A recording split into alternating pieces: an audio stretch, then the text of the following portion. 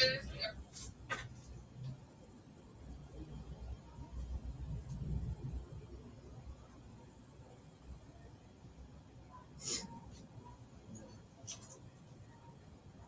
you can click on that.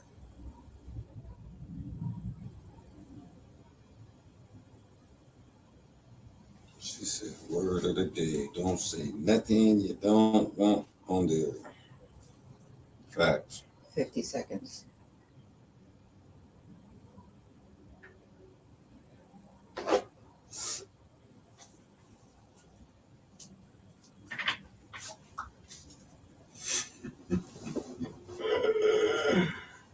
Oh, shit. That nigga G shit and platinum shit is hilarious. That shit is hilarious. I could not stop laughing at that shit. That was hilarious. They went up yesterday.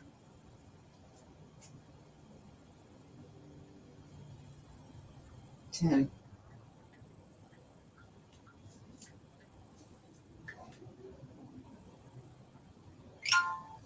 Sticc. And welcome to Soundbox 360, the BluntzNBrewz Show. I'm your host, Sticc.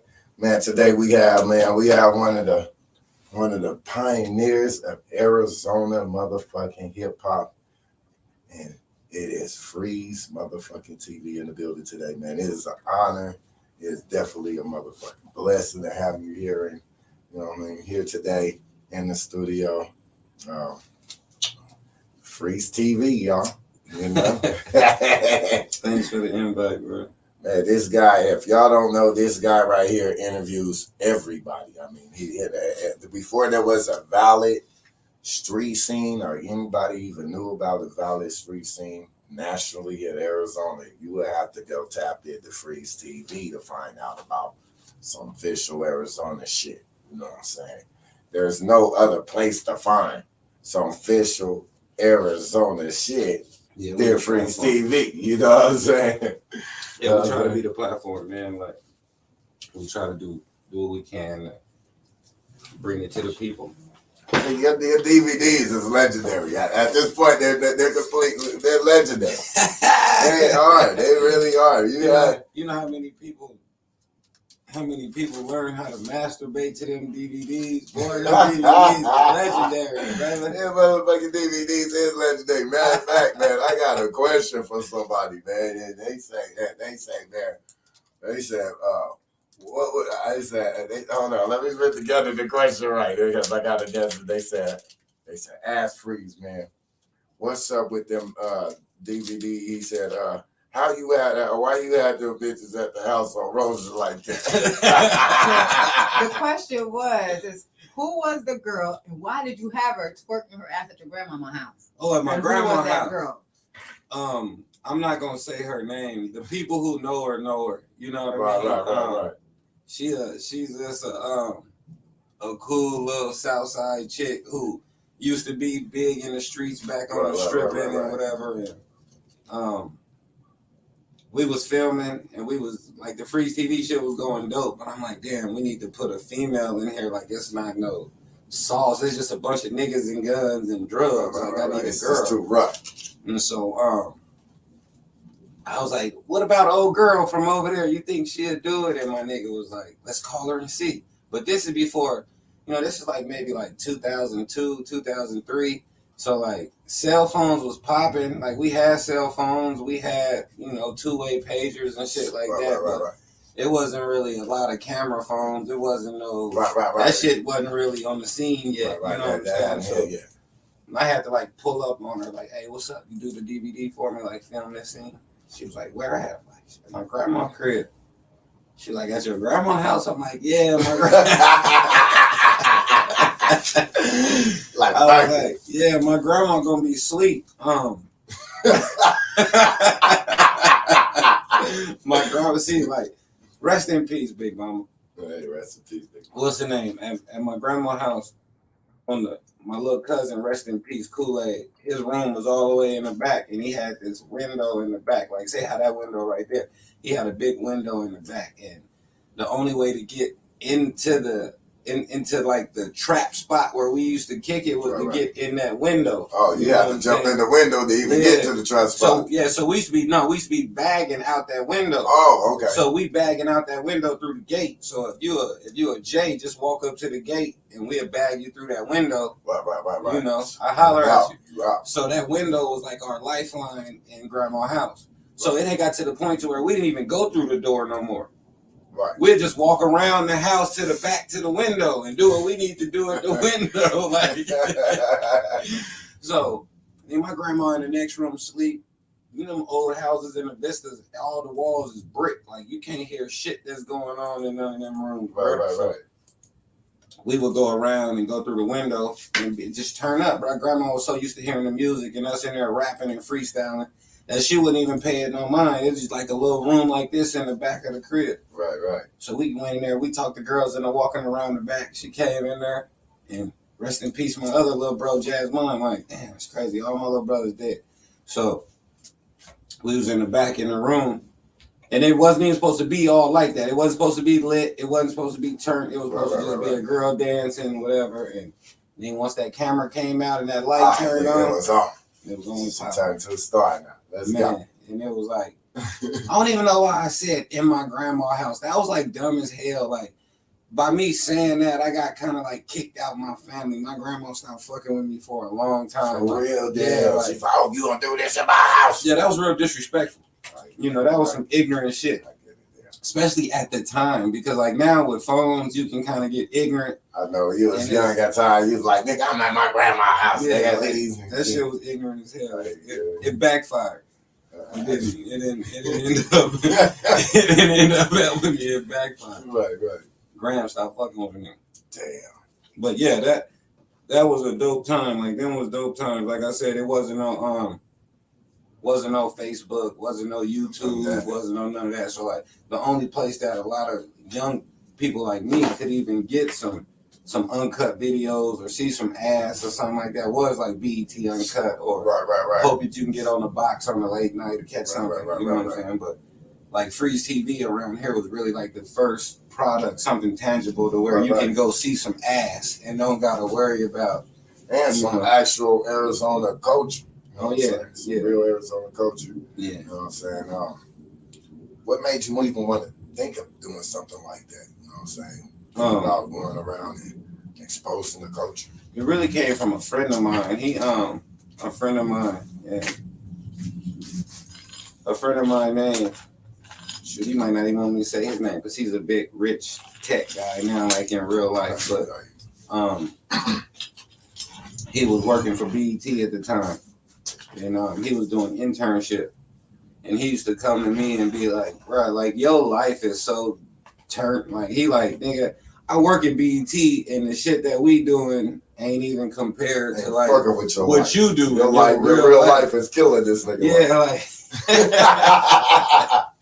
he like, nigga, you live in a movie.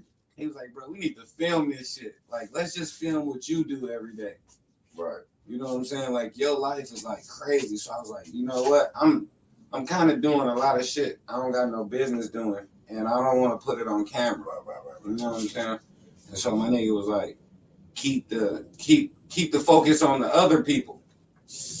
Like, don't focus on you doing it. Right. Focus on the people who with you while you doing it. You know what I'm saying? So I was like, damn, that's a good way of putting it. That way, you don't got to see me playing with the guns. You can see him playing with the guns because he with me. You don't got to see me breaking up the dope. You can see him breaking up the dope because he with me. And we took that approach to where it was more so like highlight the people rather than highlighting me. You know what I'm saying? So if you watch Freez TV from volume 1 all the way through, never once do I stop the DVD and be like, hey, my name Freez. I rap. I got an album coming out. It was because it was never about me. It was just all about highlighting the shit that I do every day. Like I said, my dude was like, bro, your life is so dope. The people you hang with is so cool. If you could just show them, like, you know, so that's what it really all came from. A lot of people don't know that you've been a young boss for years. I mean, let's talk about that. You just owning the barbershop. How long have you been owning the barbershop? Man, since I was like 18. 18 years old. You had your first business. Yeah. Wow.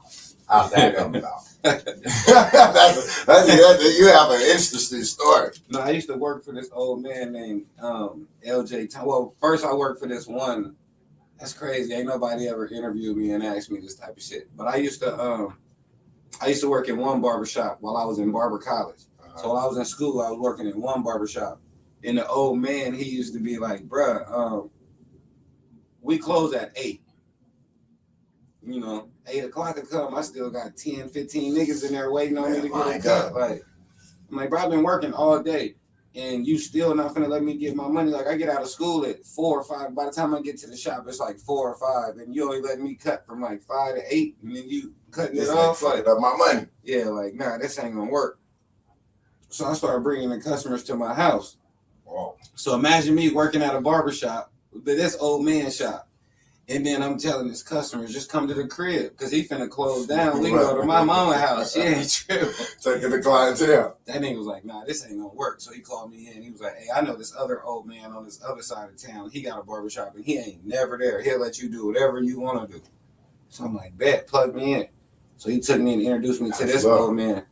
And the old man was like, I'm a preacher. I don't got time to be here all day. Just do what you want to do. You know what I mean? Like, if you want it to look like this, move the chairs around, manifest it, claim it, make it yours. Like, he used to put these positive words on me like that. Right. Dropping jewels on you. So I was like, you know what? I'm finna claim his shit. That's deep too, you know because what I mean? at the time, there's no internet. No, there's no none of this. So, like, the jewels he dropping at the time is like, no, this is like 2006. 96. This is in 96. Yeah, this is the 90s. Yeah, these is like, them jewels is heavy at that time. Shout out LJ Thomas, man. Much love, a lot of respect to LJ Thomas. But he was like, bro, claim it. Manifest it. Make it yours. Like, if you want it, claim it. Nigga, what color do you want the chairs in this bitch to be? What color do you want your waiting area chairs to be? Claim it. Think about it. Visualize it. Write it down. Like, but this is his shop. And it's like my first day working there, and that's what he telling me. That's how he talking to me, coming in. So I'm sitting in this bitch and ain't nobody there. Like, maybe a month go by, like no real customers, every now and then a few heads or something. But he not even tripping. He just like, you ain't gotta pay me nothing or nothing. Just be here to open the door, lock the door. Like, so I built the business. Like, I'm supposed to get this motherfucker crack. And I started seeing the business grow. By the time like 98 came around, I graduated from barber college. I got his shit popping. Like, it's going crazy. It's popping. But now I'm still in college, real school, playing basketball. So I was on my way to Iowa to go back, I still went to real college.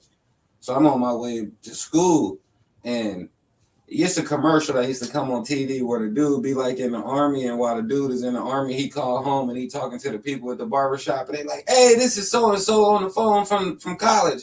And then at the barbershop, like, well, that's how I was when I was in school hooping. Okay. So I'm in school hooping, but I'm calling back to the crib, and all my partners is in the barbershop that I done helped build. Right. You know what I'm saying? From nothing, from just this old man telling me to visualize it. Right. And they at the spot. They there, it is going down, and I'm feeling jealous. I'm feeling like I'm missing out. I'm feeling like, but I'm lying to myself. Like, this is the brain fuck. So I ended up dropping out of school, like, just to go back and buy the shop, because the old man was like, bro, I'm finna retire, I'm done, so I'm like, fuck it, I'll buy it, you know what I'm saying? So I ended up buying, like, leaving college, like buying the shop, leaving school, going back. I'm just going business and chase this. But it was one of the worst decisions I made in my life, because I could have did it all. Like, I should have stuck to the plan, but that's how I ended up owning a barbershop, bro. And then shout out my nigga Bunchy in Tulsa, Oklahoma. He still got the shop open to this day. The shop's still open. It's been open since 98. So I just now opened a new shop in Oklahoma like a year and a half ago. You know what I'm saying? Like, so over COVID, I couldn't do shit. I'm sitting around, I'm bored doing nothing. I'm like, man, I'm finna just cut again. So I called a barber board, like, let me get my license back so I can work. Right. They like, nigga, you ain't been licensed in 10 years. You got to go back to school. I'm like, damn, for real? Like, they like, yeah, you can't just, nah. So I'm like, fuck it. So I started flying back and forth to Oklahoma every week. You went back to school? Yeah. Wow. So every week I fly to Oklahoma, do like Monday through Thursday, then come back here and be here Friday through Sunday, then fly back there. And I did that for a whole year. Wow. You know what I'm saying? Like, that's dedication. Yeah, so I could get my shit back. That is dedication, and you flying. That costs money. Oh yeah, it costs a lot of money. money. Back and forth. We talking about the there and back. I want to say like 2020, somewhere in 2020, wow. 21. Like all my little money went to that. Like it was like maybe about $1,800 a week. You was dedicated to getting it though. Oh yeah, I had to finish that. So while I was doing that, I saw a building, and I was like, damn. Cause then like the whole world had got bit with this Black Wall Street bug. Like everybody was on it talking about black money, Black Wall Street, but like, and I'm like, especially if in Oklahoma. But I'm like, I grew up around here, and I ain't like motherfuckers. And I come to Phoenix all the time. Like I'm from Phoenix. I lived in Oklahoma. Like these is my two homes. So when I'm in Phoenix, nobody never gave a fuck about Black Wall Street. Niggas didn't even know what it was. When I used to talk about it, people didn't even give a fuck. But I noticed that now that's the wave. Like it's about black empowerment. It's all about black people having something. And let's talk about people this. Are waking up.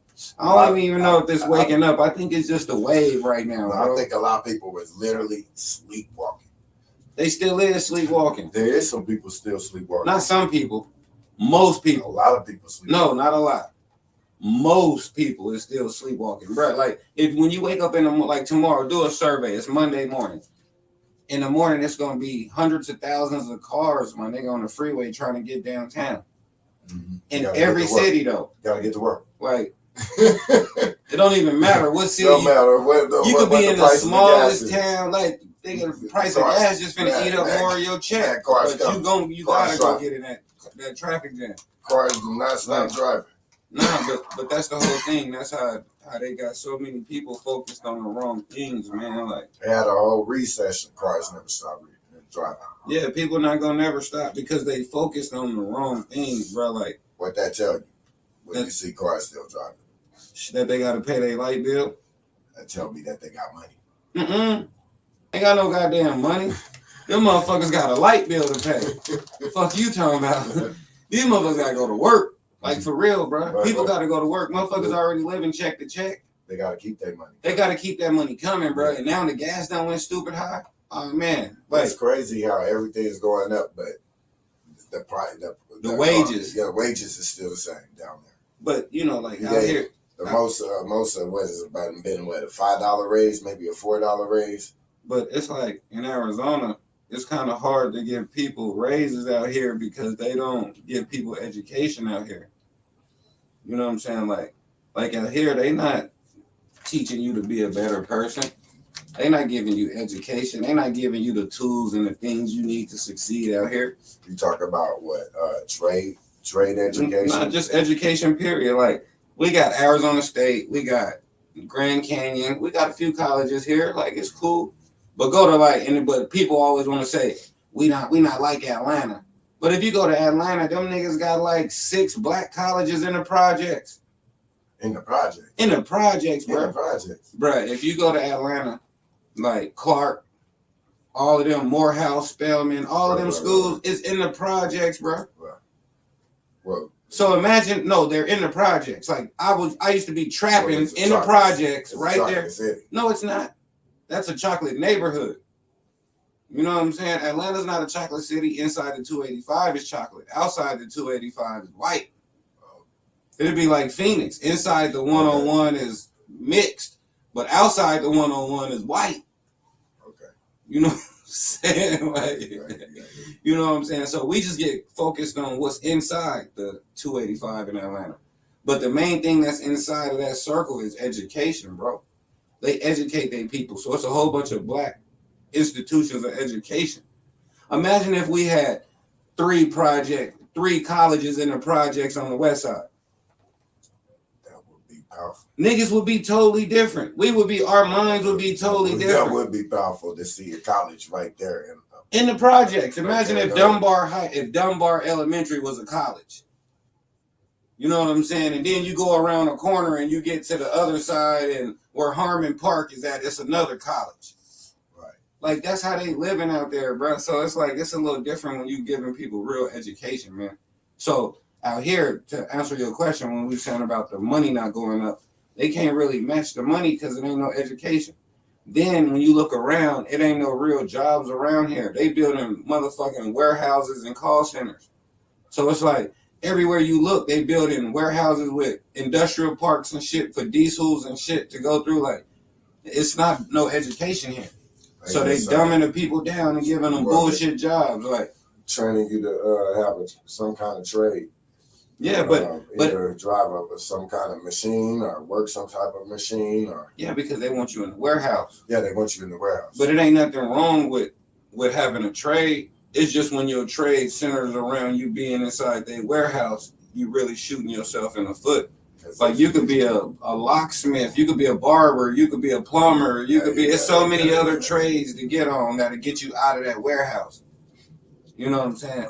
But their goal is to keep you in that warehouse because they got too many diesels coming through here. We got I-10, right. You know, the 40 up there, the 10, the 17. Like, this is a distribution route.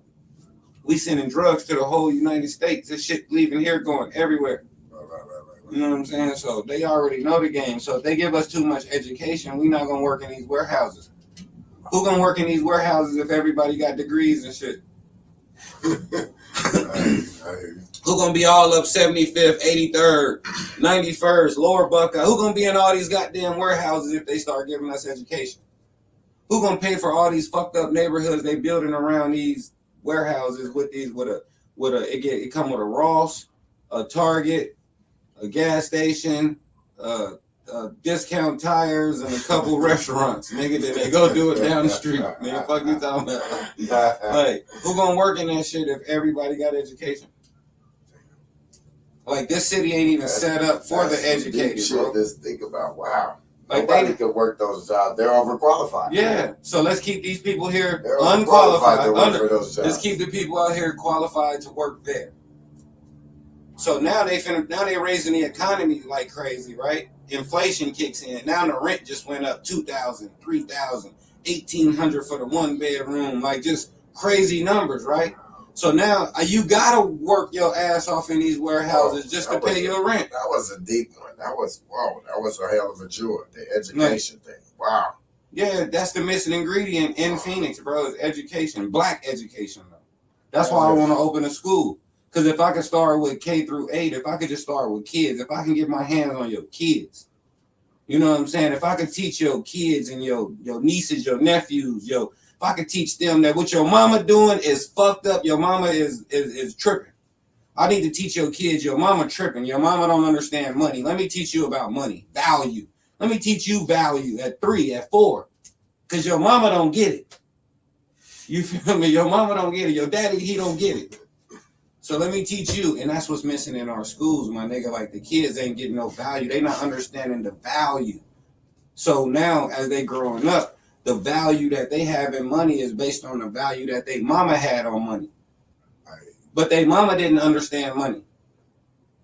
So how do you expect the kids to understand money? How do you expect these kids to understand how to break these cycles? That's a deep one right there. You need your water bottle? Yeah, I need that. Go ahead. Just my little TV stand. I got a couple people on here watching. Oh yeah, there's some. I'm gonna make them have to get on your thing. Let me get off of here. Make them have to watch your show to get this good game. That's some good sauce. Yeah, there's some sauce. There's some motherfucking ragu. This that real shit. Freez out here dropping jewels, nigga. The education one, they're overqualified. Why would we want you niggas to be smart? Yeah, like, who gonna work in our warehouse? Who the fuck is gonna work for these jobs? Nigga, they building them right now. They building new warehouses right now. That motherfucker right there, that was a hell of a jewel right there. I mean, there's some people that are fine with working those type of jobs. And you know what I'm saying? They not fine with it. They just ain't qualified to do nothing else. They gotta pay their light bill. Simple. This shit is real simple. I mean, I think some people actually like their job. You gotta like that shit if you can't do nothing else. You gotta find a joy in this shit. Motherfucker don't want to be driving no fucking forklift. You think God intended on us to do that? You think God put me on this earth so I could drive a forklift in a warehouse? It's not the plan, bruh. So that's not it. No, that's not it. That's not the plan. But they make you a slave to your house payment. I mean, sometimes you gotta work hard to get to. That's what I'm saying. But when do you ever get to that? If it's not designed for you to get there, how do you get there? I mean, eventually you have to little by little set. But you only got 100 years on this earth. You know what I'm saying? You only got 100 years on this earth. I mean, you would have to make a plan.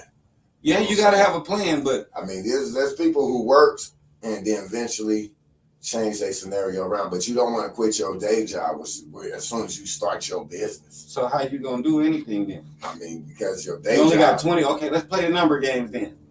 You got 24 hours in a day. Right. I'm finna give 8 to 12 hours to my day job.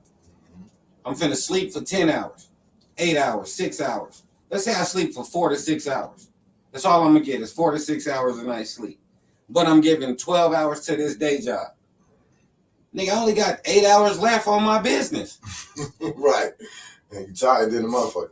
When are you ever gonna get what you feel that you deserve out of this? Some people work double shifts for them for a job. I watch my mama do it. But you ain't gonna never reach the goal.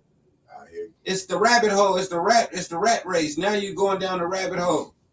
Now you look up and you done work 40. You ever go in like in the hood and you see be like, damn, grandma been here 60 years. Or you nigga grandma been here all the nigga, your grandma didn't want to live in that house all them years. She couldn't afford to go nowhere. And now we sit back and now you got another generation of people who finna be stuck there because they can't afford to go nowhere. And they want grandma's house. And they want grandma's shit. Because they don't got nothing. Damn, that's crazy. Then they fight and argue over who get to keep grandma's house because they don't got nothing. Like, it's a cycle. It just keep going, bruh.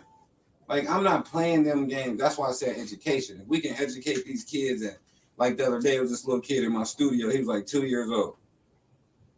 I don't know who kid this was. He came with my daughter and one of her little homies. This little dude, like, he get it. He just get it. He knew where he was at. He knew what he was doing. He understood you know how they say that understood the assignment? Yeah. He understood the assignment, and he was 2. So if I can get my hands on a kid like that, by the time he's 6, 7, he gonna already be writing scripts.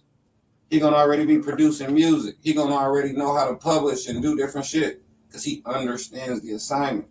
Right. He understands. He was already playing with the keyboard and doing different shit. If I put him with the right producers, he gonna be making his own cartoons.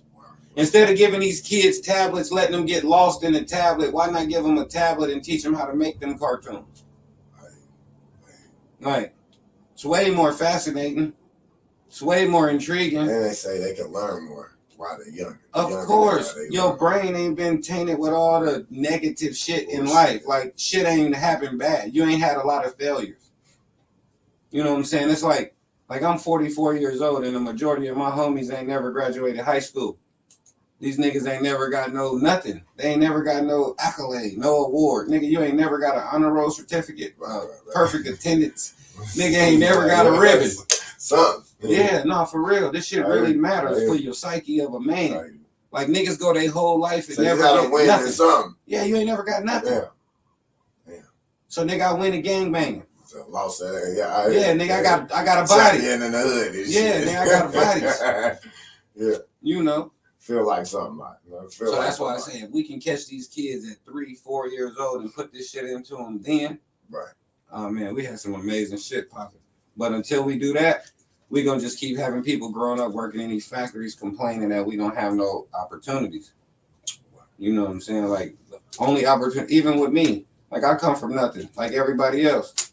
But it was people ahead of me who gave me education and kept my mind focused on having something better. You know what I'm saying? My mom was just dope. My mom used to take me to different mentors and different people and be like, look, my son is a fuck up. He needs to learn this. And that person would be like, okay, look, let me help you with boom, boom. And then a couple of them people I gravitated to, a couple of them people I didn't ever fuck with the rest of my life. But it's a couple of them that really dropped jewels on me. You know what I'm saying? And it just opened me up to want to have, but I've been doing some study lately that's just like more so on a perspective of like even that being bad, like wanting to be self-help and deal with myself and work to be a better person and do these different things. A lot of times sometimes you get caught up in that bullshit Right. instead of focusing on the grind. You know what I'm saying? And then it all sound good when you're on Instagram and this nigga got a code posting with an airplane and then a motherfucker say some other shit and you make you hype. Yeah, I'm finna go do this shit. But really, you just lying to yourself. You know what I'm saying? But it's like, so it just takes me back to education, to where if you can put it in these kids, then they can learn and see through all of this shit. And we gotta put it in them when they're younger, or else they're gonna be our age sitting around having these same conversations. And it's just gonna keep going. Gotta break the cycle. Mm-hmm. Yes, sir. Hell yeah, we trying to start a whole new cycle of expectation of just what? You ain't got no degree? You said that you noticed that the education was different in Atlanta. Mm-hmm. What else did you notice that was different in Atlanta versus Arizona? A lot. Like it's a lot. It's a totally different culture. Like Atlanta was a state. I mean, was a city like 200-300 years before Arizona even became a state.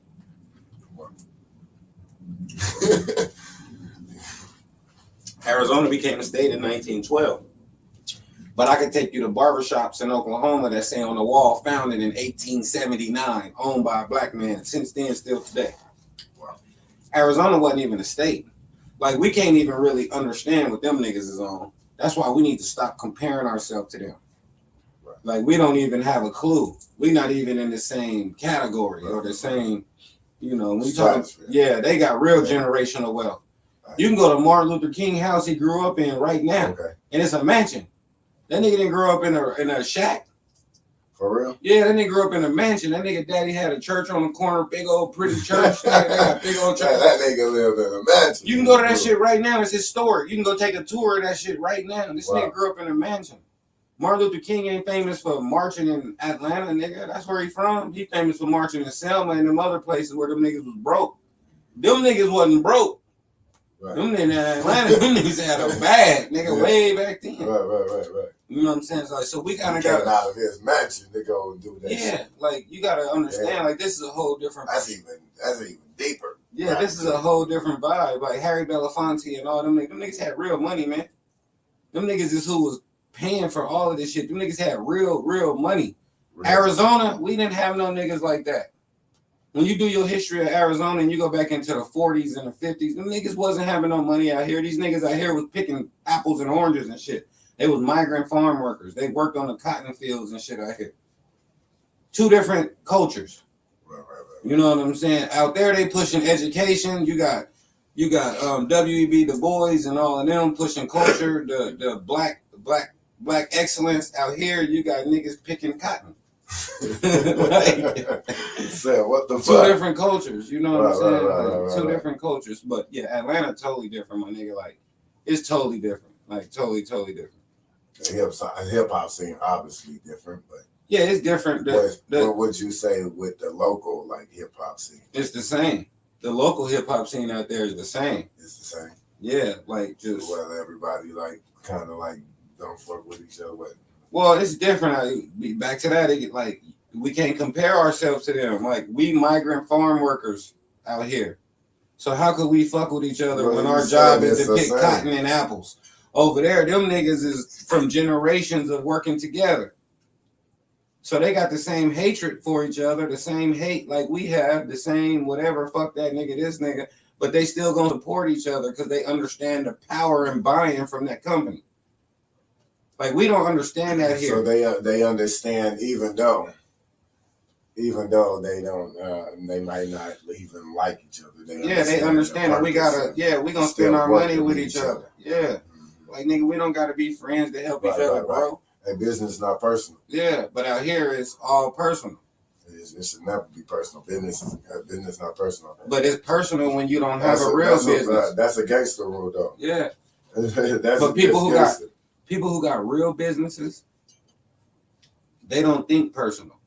People who got sole proprietorships, they think personal. A sole proprietorship is personal. I mean, you could work with somebody, for instance, you could be a worker and work with people you don't like every day. Exactly. Still got to do your damn job. But that's only based on the perspective of the job. McDonald's, you could do that because it's a whole bunch of different perspectives in there, and we all on one team to get this money. But if McDonald's was a sole proprietorship like Johnny's Hamburgers, Johnny would be in there by himself flipping the burgers, doing the fries. Right. He wouldn't have, I don't like you. You can't come in here. You out of here. Different perspective. So that's what I'm saying. Like, I feel if these it's, motherfuckers my deal. so, but the difference in the perspective is based on the classification of the business. So we got to change the way our people think about the business before they can even classify their businesses in different classifications. So then you have expectations. Like, you can't even put expectations on something that you can't, it ain't real. Like, you know what I'm saying? You can't have unreal expectations. Right. You just running around lying to yourself. Like, you know, like all this shit lines up. Right. You know, it all lines up. It's like, you got to step 1 to step 2 to step 3 to step 4. Right. But it all centers around short-term goals. Yeah. Lead to and long-term goals. But that's what they understand goals. out there. They understand that.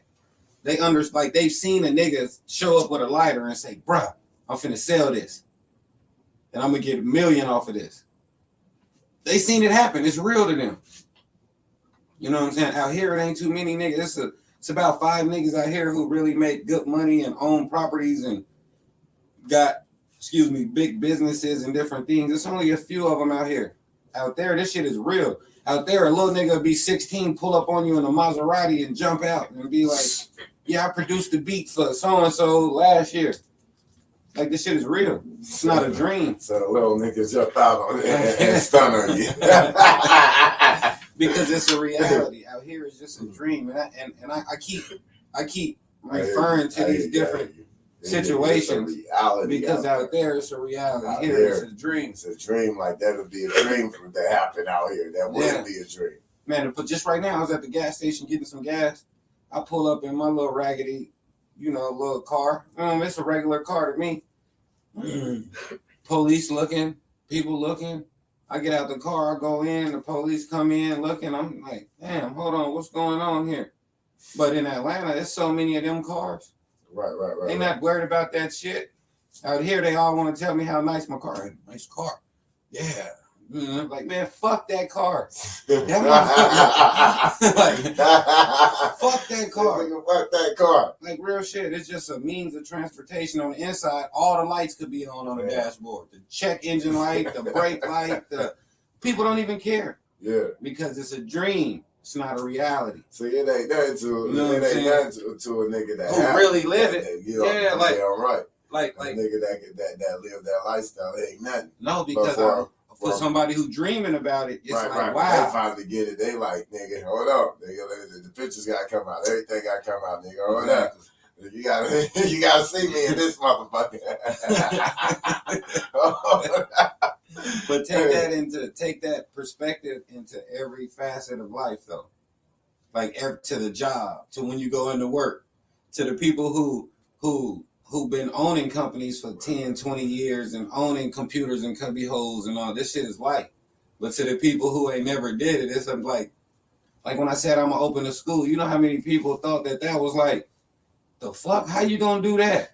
Because in their mind, they can't fathom it. They can't even. Well, of course they can't.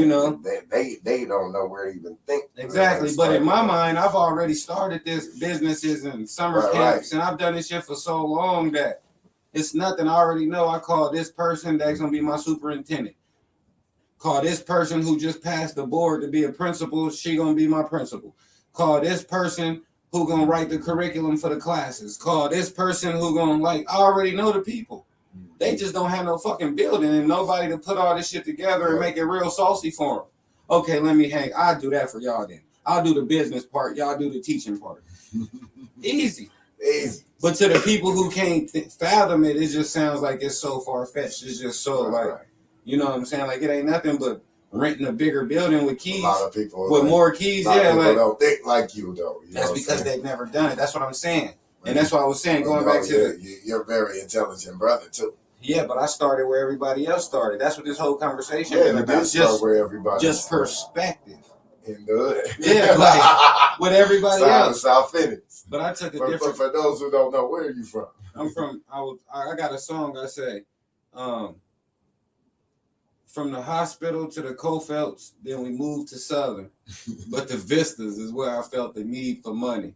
You know, Yes, so yeah, I'm yes. born in the county hospital, grew up in the Cofelt project. Okay. My mama got her Section 8 voucher. We hit Southern. She didn't like that house. The landlord moved us to the Vistas, and I was there the rest of my life. Right. You know what I'm saying? Like, Yeah. it is what it is. Yeah. Like, Yeah. I got the same story everybody else got, but I just saw different shit along my path. Right. You know what I'm saying? I wasn't paying attention to the goofy shit. I was paying attention to the people who have, like for example, my mama on Section 8, just like the next nigga mama on Section 8. We got the voucher just like they got the voucher. We only paying $50 a month rent, just like they only paying whatever they paying.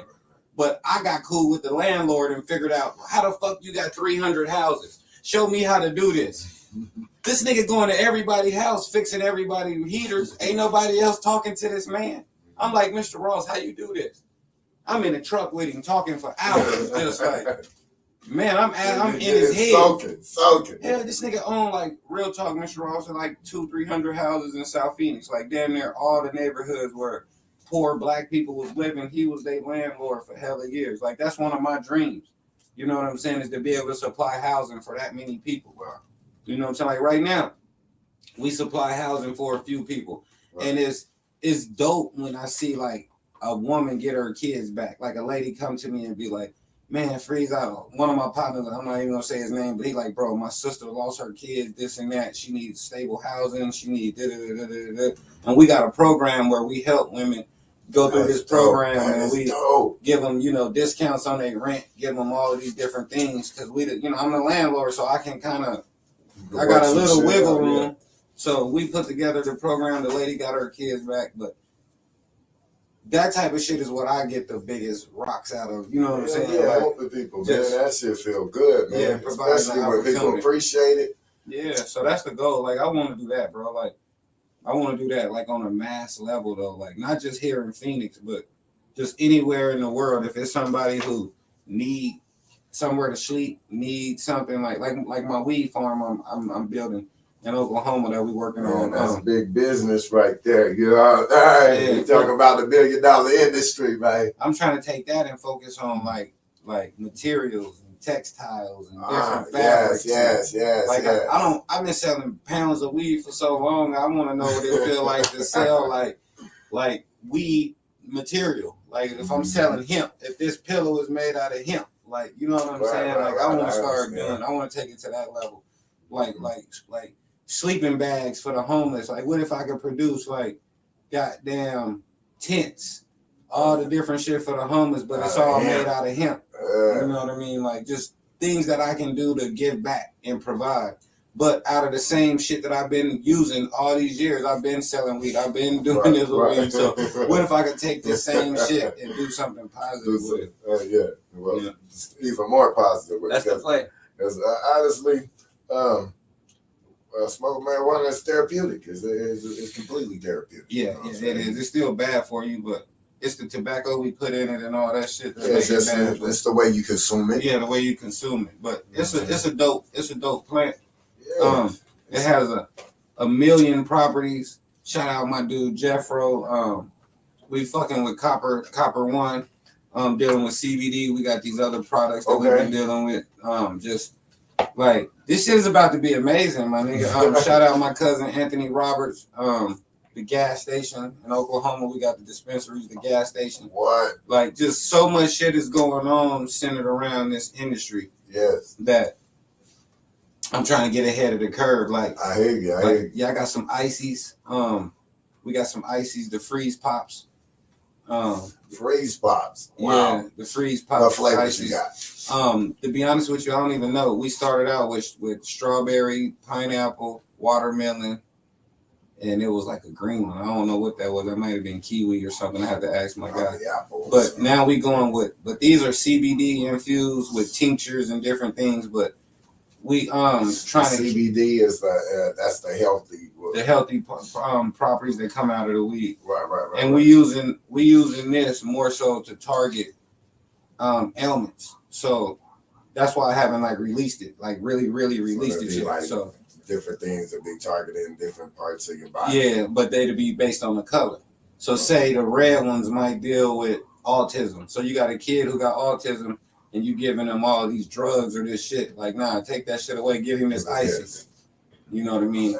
You got a kid who got ADD or something in class and he can't be still. He gonna give him this blue. You know what I'm saying? That is hot. Oh, wow. That is so incredible. Yeah, but it'd be dope, like just taking it to a different, you know, like a different way. Like that's why I want to open a school. So I can test all of these ideas on these kids. Like all of these kids can have an alternative. Like, you know what I'm saying? Like there's an alternative to everything. Like if I want to whoop my child, I can be like, oh, I ain't gonna whoop you. I'm gonna give you punishment. Or oh, I'm not gonna give you punishment. Give me your phone. Right. Or oh, I'm not gonna do this. Like it's all type of different ways to do the same thing. You know what I'm saying? So one thing I want to do is just give the world and people out here an alternative way of rendering their kids, whether it be education, whether it be like even like I said with the icy. Imagine if you turn a kid on at 3 or 4 who been diagnosed with some of these ailments. Excuse me, you turn him on with that icy. By the time he gets to 8th grade, 12th grade, he ain't been kicked out of school 6-7 times. He ain't went through all of these. I got kicked out of this school, then I had to go to this school, then I had to this, and I ended up in this alternative school. Then I said fuck school, and then I'm just a gangster. Like, nah, maybe that icy will slow his ass down in the 3rd grade. You know what I'm saying? Like real shit. I got a lot of kids. I got 14 kids, bro. You got 14 kids. Yeah, I got 10 daughters, bro, and 10 daughters. Oh my God, brother. Yeah, so I'm seeing this firsthand. I got a daughter that's fresh out of college, and I got one that's a freshman in college, and I got a daughter that's a senior in high school that's about to go to college, and I got another daughter who in between college and diesel school. And then daughters. Yeah, wow. Then I got a whole bunch of more daughters, but I'm being able to see it in my house and how I'm teaching my kids. Yeah. You know, like my kids is dope. And so I just be like, damn, what if all kids got a chance to get this type of love? You feel me? Get this type of vibe. Like, you know what I'm saying? I be seeing some kids that's dope, but they don't even get the opportunity that like my kids get. And it's like, damn, like when I was a kid, I used to feel like, damn, like I'm only getting this opportunity because my mama got a job. But my auntie smoked crack, so her kids don't get this opportunity. You know what I'm saying? Like, that's fucked up. Damn. And then when I think about my life, I used to get mad at my cousins or get mad and be like, nigga, I gotta share my video game with y'all because my mama went to work and your mama went to the block. Like, just different choices. So now in my older life, I want to create these opportunities for all these kids. It don't matter what choice your mama made. You know what I'm saying? Like, not saying fuck your mama, but fuck your mama. We still gonna give you some opportunities over here. Cause so many niggas want to hold on to that. Man, the way I was raised was all fucked up, man. I had to go through this. I had to go through that. Be fucked up. Like, no, they do be fucked up off of that shit. So imagine if you can give them some opportunities along that way. Somebody might have gravitated. People are really damaged from their childhood. Man, really. But just with me, I just don't agree with that shit. Because, I hear you because you got thirst for it. Nah, because you got a light bill to pay. Yeah, you gotta keep. You either gonna pay the light bill or you gonna live at the park. Right, you gotta handle. You gotta keep on moving. Yeah, I'm not. Yeah, you might as well be in your house depressed. Pay your bills and stay in the house depressed. Right. You feel me? But pay your bills. Yeah, you gotta get up and handle your business and handle. Or you gonna be you gonna be down there under the bridge. Yeah. Like. They don't care at the first of the month. They don't care what the fuck. Bro, and that's a fucked up feeling, bro. I've been in there. I've been evicted. I've gotten 5-day notices. I get that shit. I still play the game to today because I got so many businesses. Sometimes I'd be like, I'm not going to pay the rent over there. I'm going to pay the rent over there. And then I'm going to balance this and do this. And then I'm going to take this and do this. You know what I'm saying? But, like, I know what it's like, but I'm not afraid of it. You know what I'm saying? Like, I embrace it. You know what I'm saying? I embrace it. Like, I'm moving full speed ahead. I embrace it. You know what I'm saying? That's a whole path of destruction behind me. But most shit is because of what I started. You know what I'm saying? I created most of the confusion that's in my life. You know what I'm saying?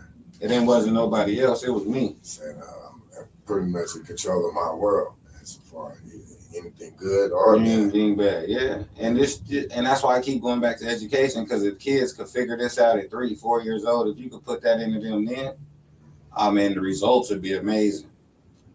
It'd be amazing what we can start pumping out of the hood. Like, some dope ass people. Man, these kids gonna be coming. We'll be about 10 years. We're gonna be pumping kids out of the community that's gonna be fresh. They gonna be coming to Phoenix to see where the fuck these kids coming from. Real shit. We're gonna be pumping some amazing kids out of this motherfucker. Like real shit. Cause I see it with my own kids. You know, I'm sending my daughters, one of my daughters, she go to North Carolina Central, HBCU. And when I took her to a freshman orientation and to move in her dorms and all of that shit, I'm just like, this shit is dope. We need to figure out a way to be funneling kids to this motherfucker. Right. What if we could send 5, 10 kids to this motherfucker every year? That's cool. That's not even a big number. If we just sending 5 kids to college every year, that's cool with me. Yeah. That's you know what I'm saying? Like, that's cool. My daughter's school is like 20-something thousand a year. So say that's like 100 and something a year just on tuition. So say if you got 5 kids that you send into college, that's 100 and something a year, 200 a year. We spend that on weed. Right. It's 52 weeks in a year, and I spend about, let's just say, 100 a week on weed. Yeah, weed is a bill. You know what I mean? That's 5,200. Weed is a bill. Yeah, you take them 5,200s and times that by 10 people, that's 52,000. Hey, a broke motherfucker figure out how to smoke some weed. It's money, man. Like, a broke motherfucker figure out how to get a nickel bag every now and then. Hey, especially now that this shit is legal. Man, this shit. Well, I be wanting to smoke, so I don't even want to not smoke. Like, people smoke cigarettes. I smoke 5 packs a day. I smoke 2 packs a day. Yeah, I smoke 10 packs a day. I go to the gas station. I buy these by the 4s, bro. Like, I keep my shit full, like, at all times. Like, I buy them by the 4s. I get to the place, I be like, let me get 4 packs of them. They be like, 4 packs? Yeah, motherfucker. Like, you don't say that when people come in and buy them cigarettes, and then they be like, give me 2 packs. Y'all give them 2-pack deals. Bro, you gotta keep the packs with you and shit. And it's like 20 cigarettes in each pack. That's 40 cigarettes. Like, y'all sell a motherfucker 40 cigarettes like it's nothing. But I just come by, 8 of these, 4 packs. That's only 8 blunts. Right. And y'all look at me like y'all amazed. Like, nah, we got to get it common to where they used to niggas smoking 100 blunts a day. Like, y'all, it's people who smoking 40 cigarettes a day. Easy. Right. Cause light, like it's nothing. When I go buy a blunt, they act like when I tell them, like, I want more blunts, like, they only go grab 1. Yeah. Like, no, nigga. Take the full order, nigga. Yeah, full order. Super size. The full order. You talking about? You know what I'm saying? No, that's real, bro. I don't like when motherfuckers be acting like they don't, you know what I'm saying? Like, they be acting like they don't respect this money or something. Like, nigga, I don't have to spend this money with you. You know what I'm saying? I'm not going to spend my money uncomfortably nowhere. That's why I don't go to the store across the street from my studio no more. Oh, for real? Yeah, man. Them, shout out all of my Arab and Indian and Muslim and whatever Iraqi, Iranian brothers who come over here and open up these gas stations. 100 to all of y'all, but they quick to talk crazy to you in their stores and try to run you up out their stores and call you brother. Hey, brother. Hey, bro. Like, you're not my fucking brother. Not the way you just talk to my sister. Right. Like, no, I don't like how you talk to them people, bro. Like, so I just told the dude one day, like, hey, man, like, I'm not even coming over here no more. Like, you could talk to these people over here however you want to, but I'm not cool with it. You're not going to call me brother and nigger in the same conversation. Right. You're not going to be like, brother, call me brother, and hey, brother, and hey, my brother, and we coming and we patronizing your business, giving y'all hella money, and y'all treating the ones who don't got the gold chains on like shit. Right, you treating the rest of the community. You know what I'm saying? Shit. Like, nah, I'm cool, bro. You know, I don't like that shit either. Yeah, I'm cool. I'm saying you want to eat off the community. No, really eat off the community. The store across the street from my studio, right. Ain't nobody else going to that store. Right. Ain't nobody riding down the street like, oh, corner store. Mhm. Let me pull in here and get some apples or something. Like you eating off the community, but you Yeah. don't like the people in the community. You feel me? We You need like, to start. fuck these niggas. Yeah, we got to run them people out of our communities. Right. But it got to start with having first ownership and education. Right. And until we start educating these kids and giving them ownership in our communities, they going to just still be thinking that this corner store is just for the blunts. Right. You know, like. Instead of thinking about creating the corner store. Yeah. I mean, you know, because that corner store could be so much better. It could do so much more for that community. Right. You know what I'm saying? Like, you could be able to pay your bills there. You should be able to do all types of shit at that community store. But they not focused on making the community store better. They focused on selling us drugs, my nigga. Like, we go in there buying tobacco, weed, and motherfucking crack pipes. Nigga, they got hella crack pipes. They sell everything that for Yeah. our culture in these stores that you talk about. Think about They don't sell books, nigga. where bandanas get sold at. Yeah, right there. Niggas don't own stores that sell bandanas. No, we ain't selling bandanas. We not selling beanie caps. We not selling motherfucking. Yeah, we don't sell biggies. Nigga, you go get your whole hood kit, nigga.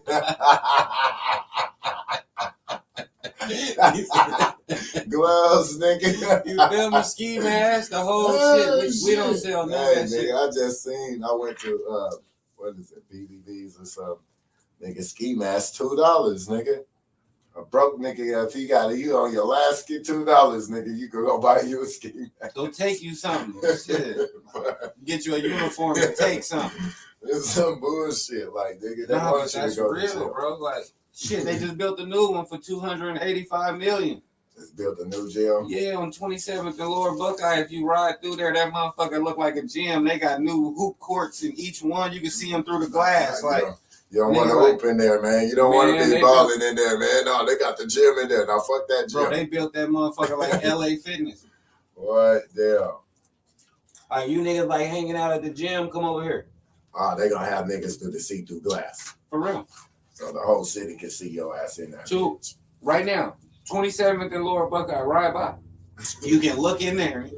Look at that motherfucker. Yeah, they not playing, bro. $285 million. Look it up. Nigga, they didn't even put this much money into education out here.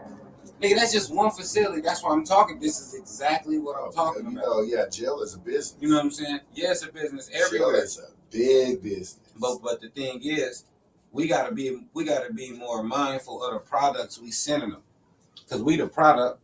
You damn right we the product. You know, Arizona made a deal with the human body. Yeah, Arizona made a deal with CCA and these other corporations, these other correctional corporations, to keep our beds at like 98% capacity.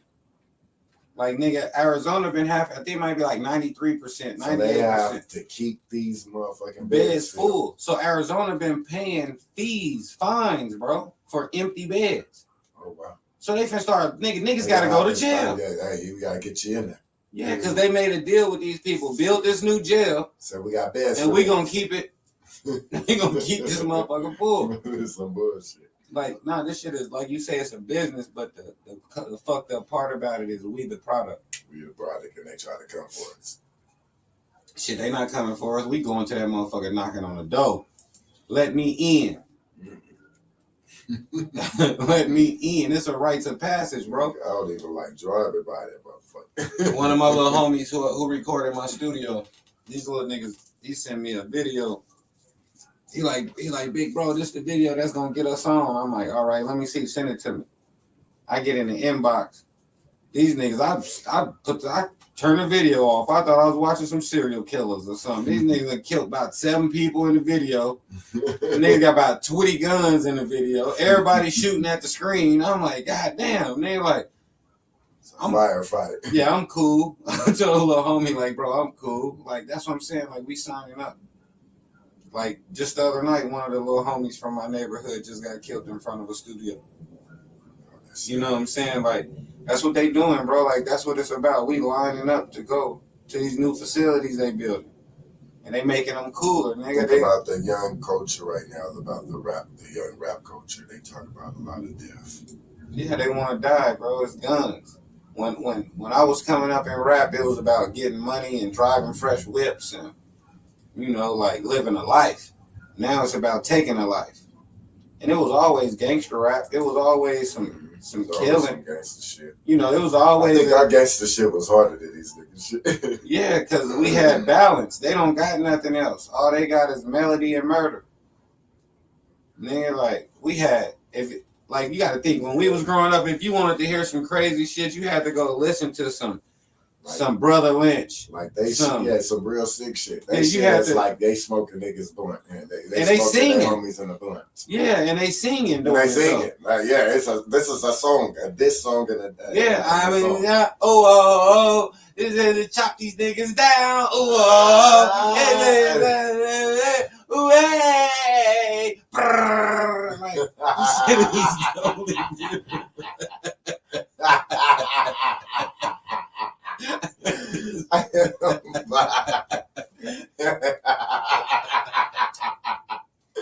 Hey, this shit is different, man. These niggas are legit, man.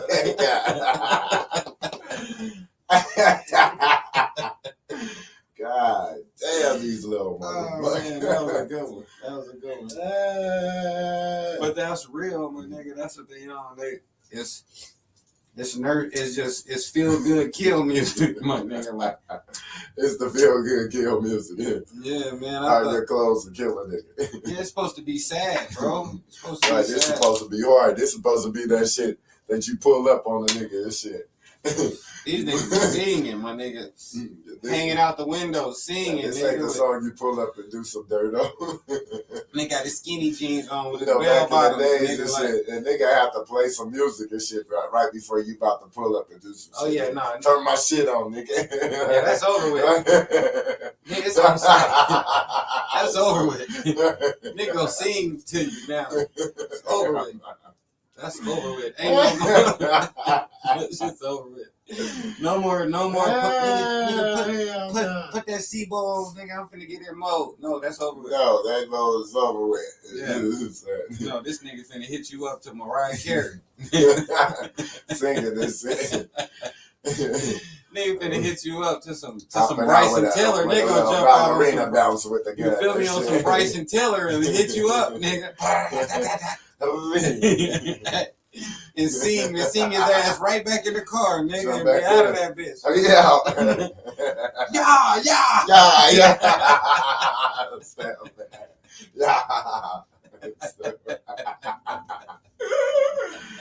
Oh, these little niggas ain't got no damn sense. Oh man, that's just stupid. Oh man, you crazy, bro. Oh man, I guess they said that about us too. Shit. You goddamn right. The old people said you goddamn about right. us. I'm sure my uncles and aunties and grandpas and shit was like, these little niggas is retarded. Ain't got no goddamn sense. And pull your pants out. Shit. So, That'll be the first thing. Pull your damn pants out. now it's a whole nother vibe. These niggas out here, they shit down to their knees and their ankles tight than a motherfucker. That motherfucker got they ankles so tight. It's like they bleeding. I got a couple pair of them. My little sons and my daughters, my kids, they be keeping me up on it. They be keeping me up on the swag. I got some Valabasses. I bet you swagged up just by having so many young kids. Man, they be keeping me up on it.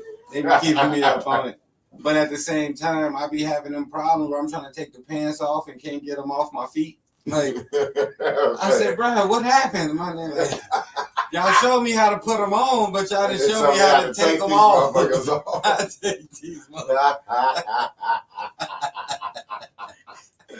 Hey, nigga, I'm trying to buy some of these new age joggers, man. I caught myself going up there. There was a special at Burlington. Mm-hmm.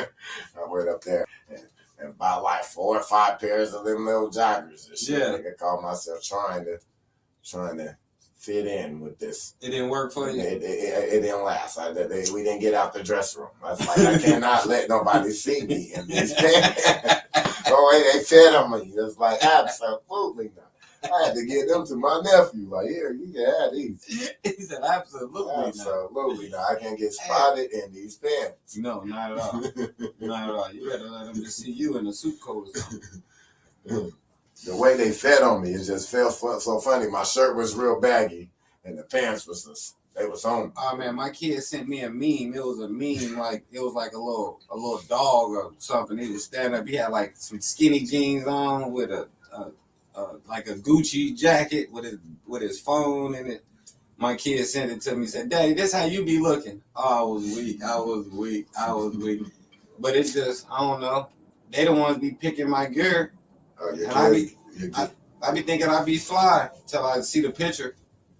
I'd be like, nah, I can't do it. So I've been mixing it in the middle, like still staying current with the youngsters, but still keeping my sauce from back in the day. Yeah, let me just meet them in the middle and bring them all together. Yeah, but some of that shit be too tight. I be feeling like, damn. I don't got no problem with wearing skinny jeans. I was wearing. Yeah, I was about to say you don't have no problem trying to. Nah, but you know, I come from that time in the 80s where we used to wear skinny jeans then with the, you know, I used to have on the tight Lees or the Wranglers with my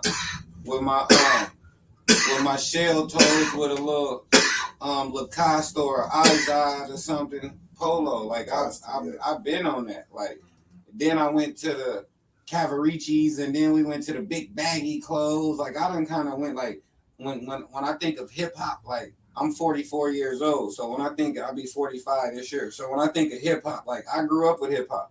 I lived through every phase of hip hop. You know what I'm saying? From when niggas was wearing rayon shirts with polka dots and I remember the rayon shirts. Like I went through every phase I of had hip hop. some rayon shirts. Rayon shirts. I had some dope ass. I didn't have the polka dots. Yeah, I had the polka dots. I went to see Kwame at the Coliseum with my polka dots on. Had my mama take me to. We went to Jeans West and got the JW. Yeah. Jeans West used to be the shit back in the day. Jeans West, motherfucking Oak Tree, Jeans West. I used to be in all them bitches. My mama got me fly. My little brother dropped us off. And we in that bitch. MC Hammer pants. Oh man, I wanted them damn parachute pants so bad when I was young. Yeah. Never got the motherfucking parachute pants. Man, I had like about 4 colors, man. Like I'm so irritated I did not have the MC Hammer pants. My mom used to make mine, like for real. Yeah, my mom so shit, for real. And whatever I couldn't afford or we couldn't get like that, she'll find a pattern to it and make that shit. And make that shit. Wow. And I have like custom niggas be like, nigga had the MC Hammer pants. Yeah, niggas be like, yo, that nigga shit is no man. Did you know how to dance though? Yeah, that's how I got into hip hop. I started out as a dancer. As a dancer? Yeah, I used to, you know, Goo, Charlie Goo. Yeah, I was his dancer. Okay. Charlie Goo was in a group with this dude named Chillin' K. Okay, wow. And Chillin' K was like the shit, nigga. He used to have the Suzuki Samurai, nigga. We used to be in the back of the Suzuki Samurai, nigga. Nigga, I'm in like 6th grade, 7th grade. You know what I'm saying? We smoking big blunts, nigga, chilling with these niggas. They doing all of the motherfucking shows. They was doing everything, bro. Them niggas was major. Like Chillin' K ended up catching a big major deal. He was from like, I want to say Racine, Wisconsin or Saginaw, somewhere. He was from Racine, Wisconsin. Like he had a major deal. But Charlie Goo, shout out my nigga Goo. Goo was like one of the first people, like me and my cousin Scooter and some other dudes, we had a dance group. Okay. And we used to be in all the talent shows out here. It used to be like us versus Didda, Beyond Platinum over Didda. She was in a different dance group with Harmon and different people. They had a dope dance group. And I used to dance with like East Lake and with my cousin Scooter. Okay. And we started a group called Hip Hop. Nobody in Phoenix even knew what hip hop was. Nobody out here even knew the term. Nobody was saying hip hop music. Nobody was nothing. Nobody even knew what the fuck we was talking about. They used to be like, coming to the stages, hip and hop. For real? Like, wow. Yeah, real shit. And we used to come out and our dance group was hip hop. We used to come out and dance, boom. But then we started rocking with Goo them. And it was like it was too much gangster shit. Like we trapping, we shooting guns, we dancing. Down. These niggas in like Goo them turned us on to a whole new life hanging with them niggas. Them niggas was adults, you know what I'm saying? Yeah. Nigga, I'm in the 7th grade, but these niggas is grown. These niggas has got apartments and cars and you know. Really grown. Yeah, but yeah, we started out dancing, bro. Like that's how it all started. And then when I was probably about 7th grade, 8th grade is when I made the transition into rapping and getting more focused in the other stuff, because it was like dancing to me just felt like it was whack. I wanted to do more than just be the nigga in the back dancing behind these people. You know what I'm saying? And then plus, we was already kind of like building our own name for ourselves. So it was like being behind these niggas was really bringing them the juice. So it was like, we might as well just do our own thing. Right. So this just kind of went that way. But yeah, I started dancing, bro. That's how I got into the hip hop and got into all of this, was dancing. Michael Jackson. I was Michael Jackson when I was like 4, 5, 6, 7, 8, 9. Like really Michael Jackson. Doing all the talent shows around here, doing all of the fashion shows, all the walls. You know how to do all the moves. Yeah, but not just like good, but like I was Michael Jackson. Yeah, like, it's you got Melvin Lewis, my stepbrother. You got Melvin Lewis. He was Michael Jackson around this bitch. You know what I'm saying? Yeah. And he taught me like everything I knew. Like this nigga had me like damn near just as good as him. You know what I'm saying? Like we did a video for like CBS or something in the projects when I was a kid. Like the news came to the projects and set up a whole set with the cameras and the whole. To watch y'all dance. Yeah, like we was the truth. We want Melvin Lewis. This nigga, I danced with him on it was a TV show when we was kids called The Gong Show. But he won that shit. You know what I'm saying? He used to do his Michael Jackson routine. Then he had a part where he would signal me in. Then I would come out and do my part. Yeah. And the crowd would go crazy because it was like a little kid emulating what he did. Right. So it was like, and then we did it together, like perfect. Like, you know what I'm saying? Like, boom, yeah. We did that shit for a long time. Oh, that'd be hot. So yeah, he was fully grown and he was a kid emulating what he's doing at the same time. Y'all both doing the moves at the same time. And he was smart too. He used to have like girls in the crowd and he'd be like, look, we're going to moonwalk, then I'm going to throw my hat in the crowd, and I want y'all to scream, and I'll go jump off, like, fight over the hat. Like, he used to have antics already set up, like, to make it. I was already in the crowd, like. Shout out Melvin Lewis. West Side, he from the dub. Like, my brother Trump Tight, 10th Ave, Free 10th Ave. That's his older brother. Okay, you know what I'm saying? That's his older brother. Like, you know what I'm saying? Like, really certified West Side niggas. But he the one that put me on to Michael Jackson and started taking me to everywhere, like, and then I got on with East Lake and then hip hop and then more and more, and just the dancing just became my thing, to where it was like, nigga, I'm finna do more than this. I'm a rap, then rapping turned into, nigga, I'm finna be PBR, the first person ever took me to the studio to rap. Yeah, PBR. That's how PBR got you rapping. Man, we used to sit on the block all the time and just be trapping. We'd be in front of my grandma's house. I was gonna say, that's how we ended up in my grandma's house doing the thing. My grandma's house was like the nucleus in the hood for like people from this side, you know what I'm saying? So one day that nigga was like, let's go to the studio. I'm like, bet. So I'm just going with him. You know, we smoking blunts, we chilling, but you can't smoke in the studio. So we go sit in the car and smoke, then go in the studio, then go sit in the car and smoke, then go in the studio. And I'm watching him record. Excuse me, and I'm like, I'm fresher than this. I could do this. So I started freestyling as he was doing what he was doing. And then we'd go sit in the car, and then he'll be going through the song, and I'll be freestyling. And the nigga PBR was like, I'm going to buy you a session. So I'm like, for what? He's like, we're going to make a song. He gave me a paper with a song that had like verse, hook, verses, hook.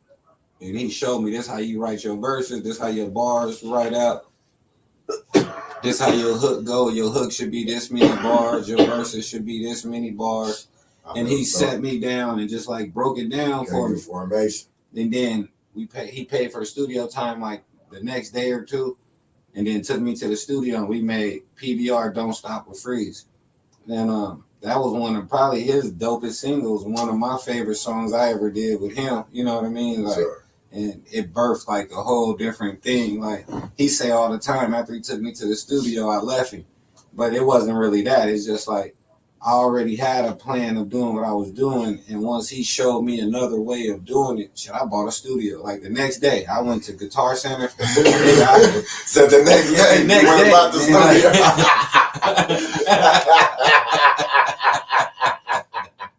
The next day, the nigga took me to the studio. I'm sitting there looking around. We did that little verse. The next day, man, I had You went about the studio. God damn. And I ain't looked back. I've been owning a studio since like 2002. Wow. You know what I'm saying? That's a long, long time. That equipment was way more expensive back in the day. Man, my computer monitor was like this big. Like this big. Like this. And it was heavy. It'd take like 3 people to carry the computer monitor. And the screen on the front was like maybe 15 inch, 13 inch, 15 inch. But that motherfucker was like this big, the monitor. All that cream, it was like that old school beige color. And the screen, this shit was humongous, bro. We just had to like, bro, get the back. Like, for real, that motherfucker needed a table for itself. Like, yeah, then we had the E-machines. I went and bought the E-machines. My nigga put me up on game, like, get this E-machines. The Inbox 1. Yeah. Started with that. Mm-hmm. Then we went to the Digio 2. Mm-hmm. Then the Digio 3. Then the HD center faces and all that. Now I got the big knob. And running everything through the big knob. I see a lot of people running everything through the big knob. Because it got an interface in it. So it do everything. It can control all your speakers and you can run your studio straight through it. You don't need all of the other equipment no more. You don't need nothing. It do everything right there. You just get the right plugins, get all the shit to put inside the computer. But as far as like all the equipment that you usually will see in the studio, they put all that shit inside the knob.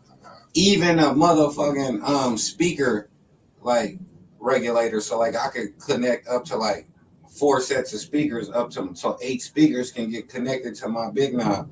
And then I can control all these speakers to where, like, if I just want to hear the vocals, I can just push the vocals. If I want to hear just the bass, I can just hear the bass. If I want to hear you just play with that motherfucker. Yeah. And so it just really took all of them racks and everything that you be seeing in the studio and put all that shit in the knob. It's a whole new ball game. Is there any artists that you haven't worked with that you want to work with still? Buki.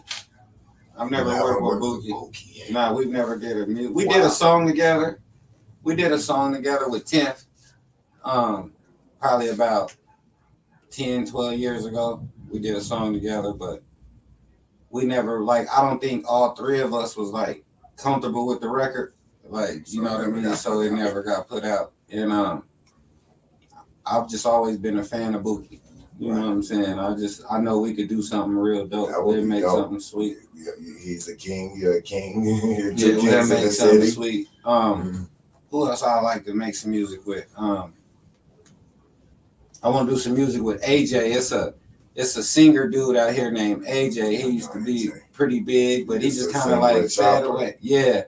He kind of just faded away, like just kind of. And I bump into him all the time. He still got a film studio and he still mixing. He's still in the business, but he just kind of fell back. But I would like to do something with him. He's very, very talented. You know what I'm saying? He's very talented. Yeah, like I like to do something. And there's a couple other people out here, but mostly everybody I always wanted to work with. If I didn't work with them already, I'd set them up to do something with me in my studio. So if I didn't like directly do something with them, I indirectly produced their music or they recorded it in my studio. Okay. One way or another, they end up crossing my path.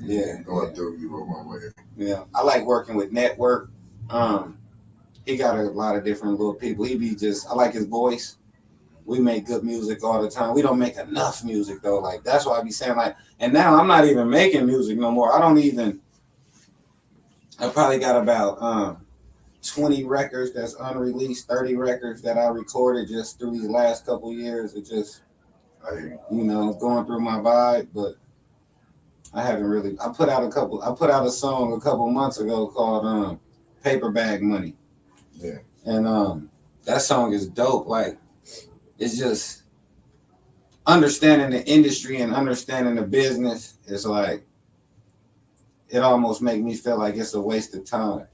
You know what I'm saying? And I think it's because of the streaming, the way that the streaming industry is going, the way that they're going with the YouTubes, Spotify, all these different streaming companies online. That's only giving the artist pennies for all this the music and stuff. And it costs a lot of money to produce this music. You know what I'm saying? It takes away the value of the music and stuff. One thing that I see that Kanye's doing Insta and he's taking all of his music off of YouTube, putting it on his player. Yes. He Yeah. said, if you want Kanye, but that's selling technology. He's selling the technology, but he just went straight to the CD itself. Yeah. See, that's like to kind of like answer your question a little bit is like I'm on both sides of it. I think it's dope that the streaming is doing what it's doing.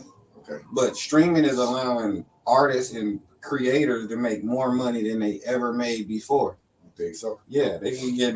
There was no YouTube to get rich off of when I was putting out Freez TV. Just think if I could have put Freez TV on YouTube instead of just putting it on DVDs and then gotta buy the DVD, buy the cases, print them, burn them, then put them in my trunk, and then drive around and sell them. Think of how much money that you made off of those. No, I made. That's why I said I'm on both sides. Because like the streams is cool, but with the physical tangible product, I used to I would print up 2,000 of them, right? Take 1,000 and take them straight to the distributor and sell them to the distributor for $6. So I just take 1,000 and go get 6,000. That's 6,000 easy. And it only cost me $800 to make 1,000. Man, flip. So I was just doing this stupid flip. I was just doing that like back and forth. Right. So that part of the game kind of fucked me because now I can't just go print up these DVDs and sell them to the distributor. You know what I'm saying? Right. So that on that aspect, they really took money out of my pocket. You know what I'm saying? But at the same time, they offered other lanes for artists to monetize. Like right now, I get paid off of Instagram. Just having an Instagram page. Just people getting on my page, looking at my pictures, watching my reels, I get paid. You know what I'm saying? Every month, they deposit. Pop. YouTube, I get paid every month. Pop. It's them different streams didn't even exist. Them revenue streams didn't even exist when we was monetizing rap and all these different things a few years ago.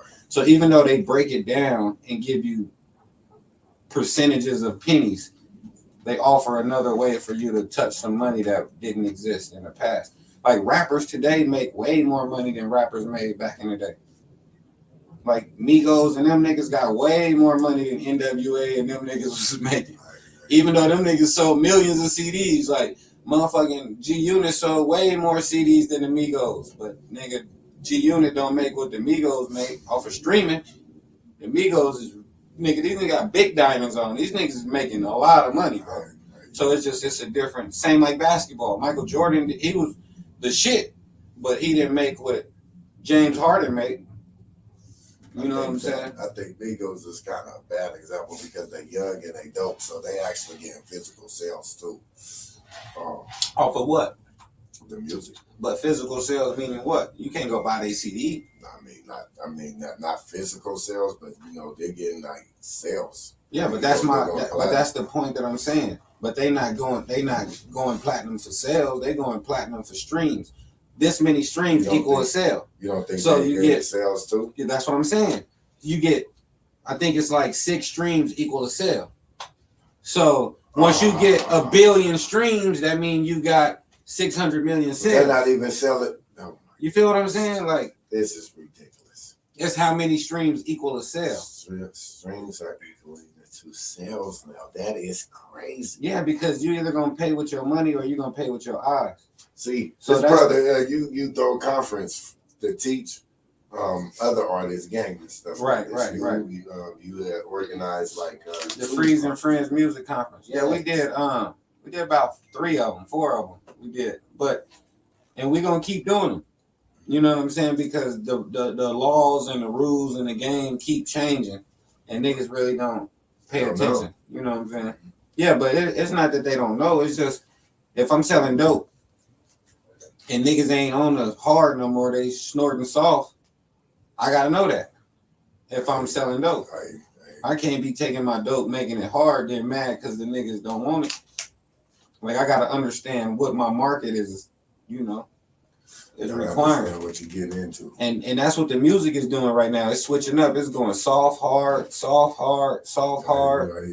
And you gotta know how to get in and how to lay it out there. You know what I'm saying? But I think that's really the wave right now. Is just. What do you think about this new NFT wave? That's the wave. Like the metaverse is the wave. Like we could sit here and do a whole another interview just on that. You know what I'm saying? And understanding that space and understanding what a non-fundable token and what this shit is really meaning. You know what I'm saying? What this shit is really about and how deep it go with understanding blockchain. Because, you got to understand blockchain to even understand what NFTs is really doing. You know what I'm saying? And but that's like a whole nother lesson in cryptocurrency and Bitcoin and different shit, and understanding how many transactions is even on a block. You know what I'm saying? And then this block, I think Bitcoin, each block only holds like 1 megabyte. And so it's like 2,600 and something transactions on each block. And then this block connects to this block, to this block, to this block. You know what I'm saying? And then in them blocks, you come up with a picture, you sell in this block. Then the money, as it goes from block to block to block, this money keeps getting split up amongst these blocks. And that's how the NFTs work. And the NFTs is like digital current. It's like a digital. It's hard to explain it, but it's just pretty much taking something real and putting it in the metaverse and owning it and putting a tag on it so that every time it's transferred, the money goes through the blockchain.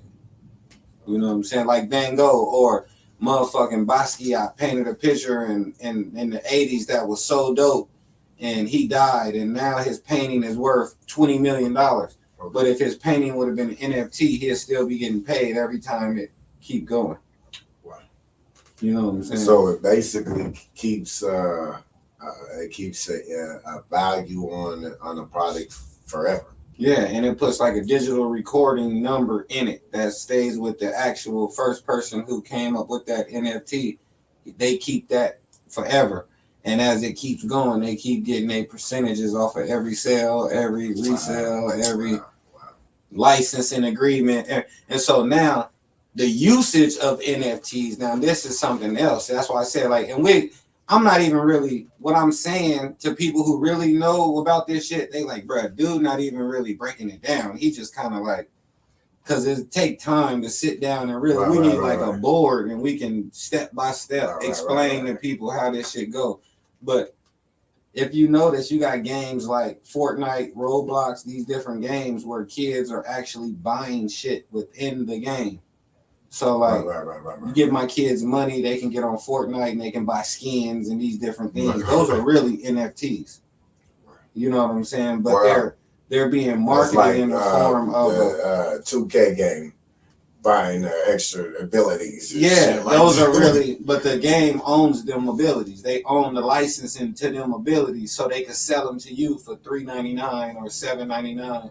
And then you just get the ability to use it on your man, but it's somebody else over here who bought that same ability for their man.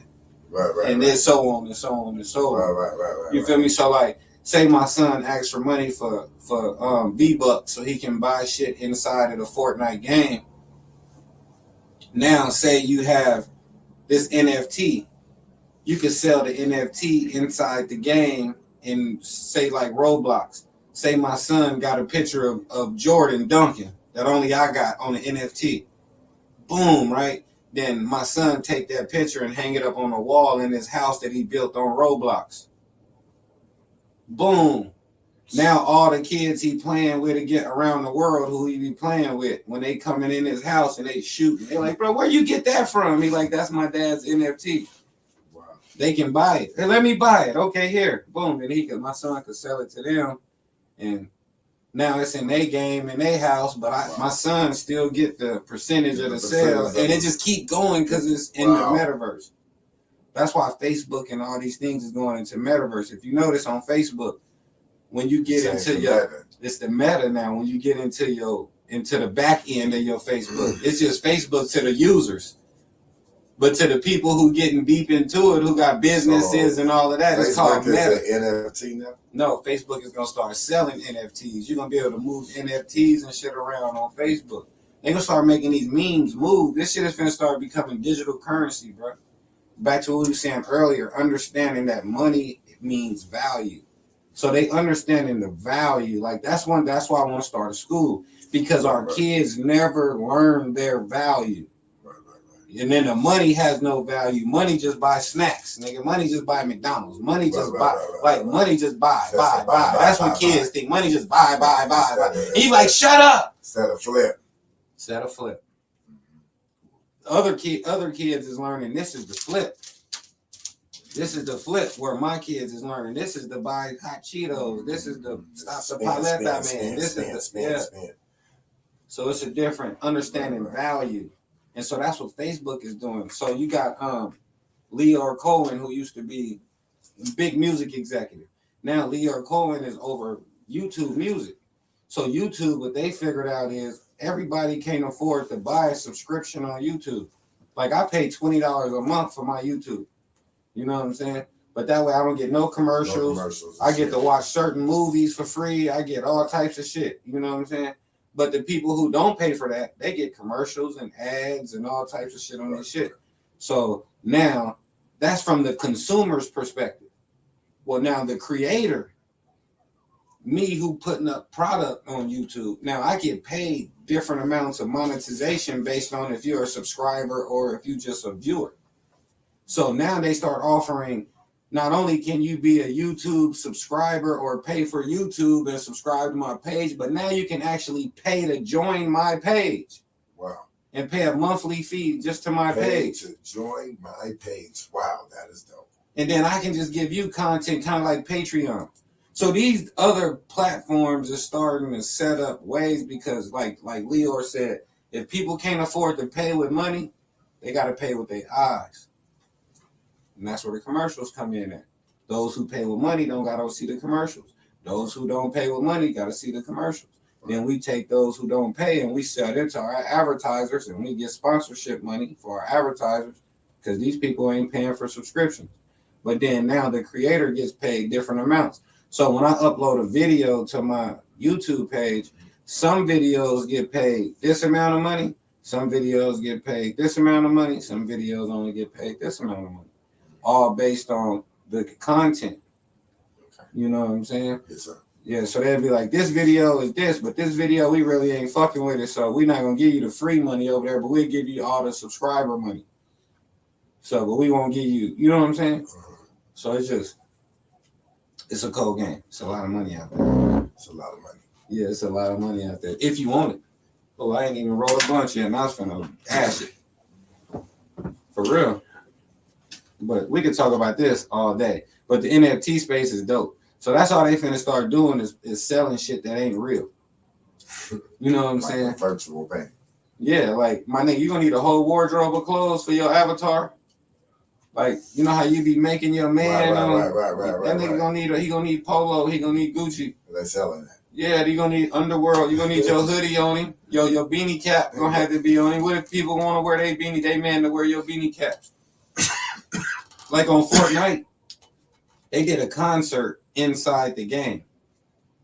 Oh, wow. Like a DJ, famous DJ, and I want to say Travis Scott did it too. Online, they attended this concert. Yeah, so my kids like, bro, we got to be home by this time because it's a concert. Yeah. They got to get dressed for the ballroom for the concert. Yeah. This is And crazy. you gotta buy tickets to go to the concert. You have to buy tickets to go to the concert. Yeah, that's more internet money.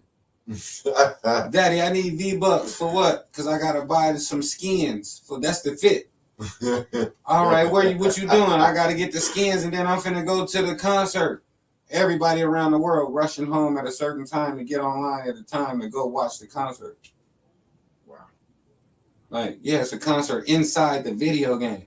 Inside the fucking video game. What fucked me up is the whole concept of the video game is online though. Cause my whole life growing up as a kid, you go buy a video game, right. You take that game home, that's your game, you play that game. Right. Now it's not like that no more. The game is inside the metaverse, and now you pay a monthly fee to access the game that you bought. Right. It's crazy.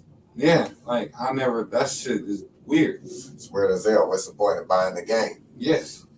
Because you didn't even buy it. You just bought access. Really, right. That's a licensing. You just get access to it. It ain't never right. yours. So now they selling millions of people shit that ain't even theirs. It's crazy. Imagine buying a car that ain't yours. A virtual car. Yeah, you make a car payment every month. That'll be some other. You got to make a car payment every month, but you don't never physically get the car. That's some bullshit.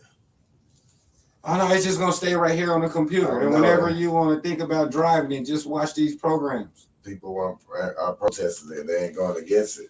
You know? Not because people just, in my opinion, they just passing time.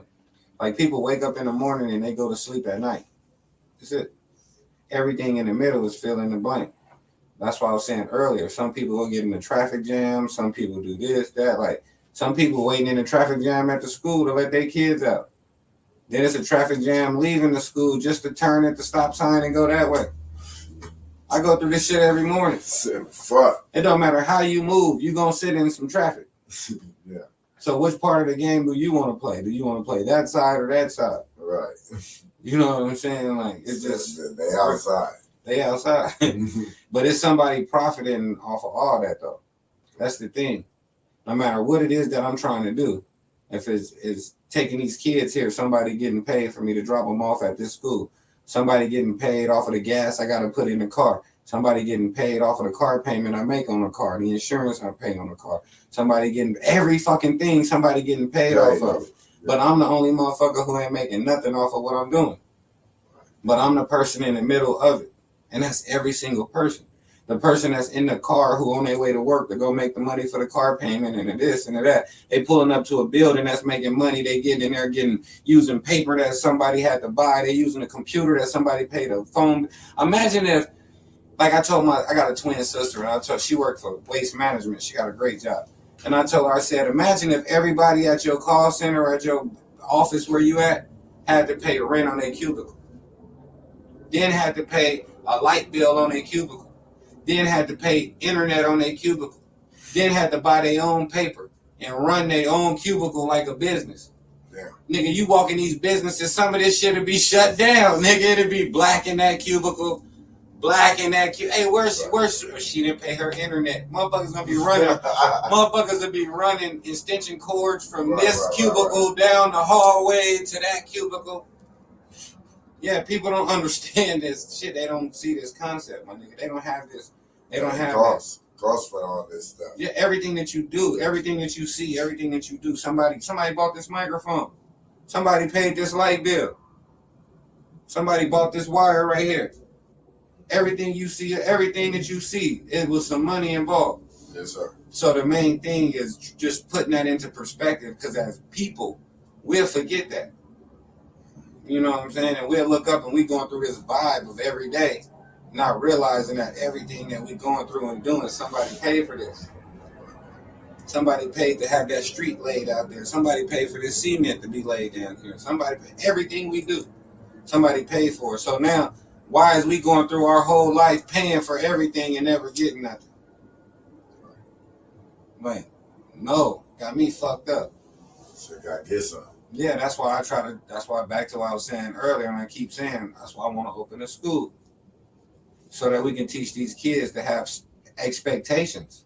Realistic, like we said earlier, not unrealistic, but realistic expectations. yeah, I deserve that because I put the work in. Right. Give me that. And hurry up before I shoot you. You know we ain't playing. For real. Yes, sir. Like these little kids at the school is gonna be learning some whole different shit. We're gonna be teaching them how to really go get it. But that's just what I'm saying. It just go back to perspective, what we was talking about earlier. I could talk about this shit all day. I love this shit. I live this. Yes, sir. This You know. shit. Yeah, that's why I do Freez TV. That's why I got a studio. Like my studio don't pay my bills.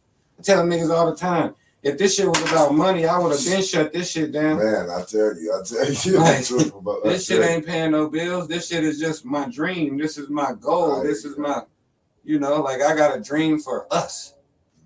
You know, like some of the little niggas at my studio, I told one day, I said, bro,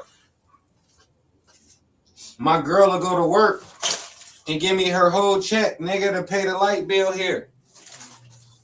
So you could rap, nigga. Think about that for me. Nigga, go tell your girl to just give us $200 to put on the light bill. She ain't fucking with us on no rap shit. Nigga, my girl will give me her whole check. I'm talking about 2 hours, 2 weeks worth of work. Whole check, cash the check. I'm in the passenger seat, in the bank line, nigga, cash the check me. Nigga, straight to the APS. Now y'all niggas rap. Huh? Who does that? Nigga, I really believe in this shit. They don't believe in this shit.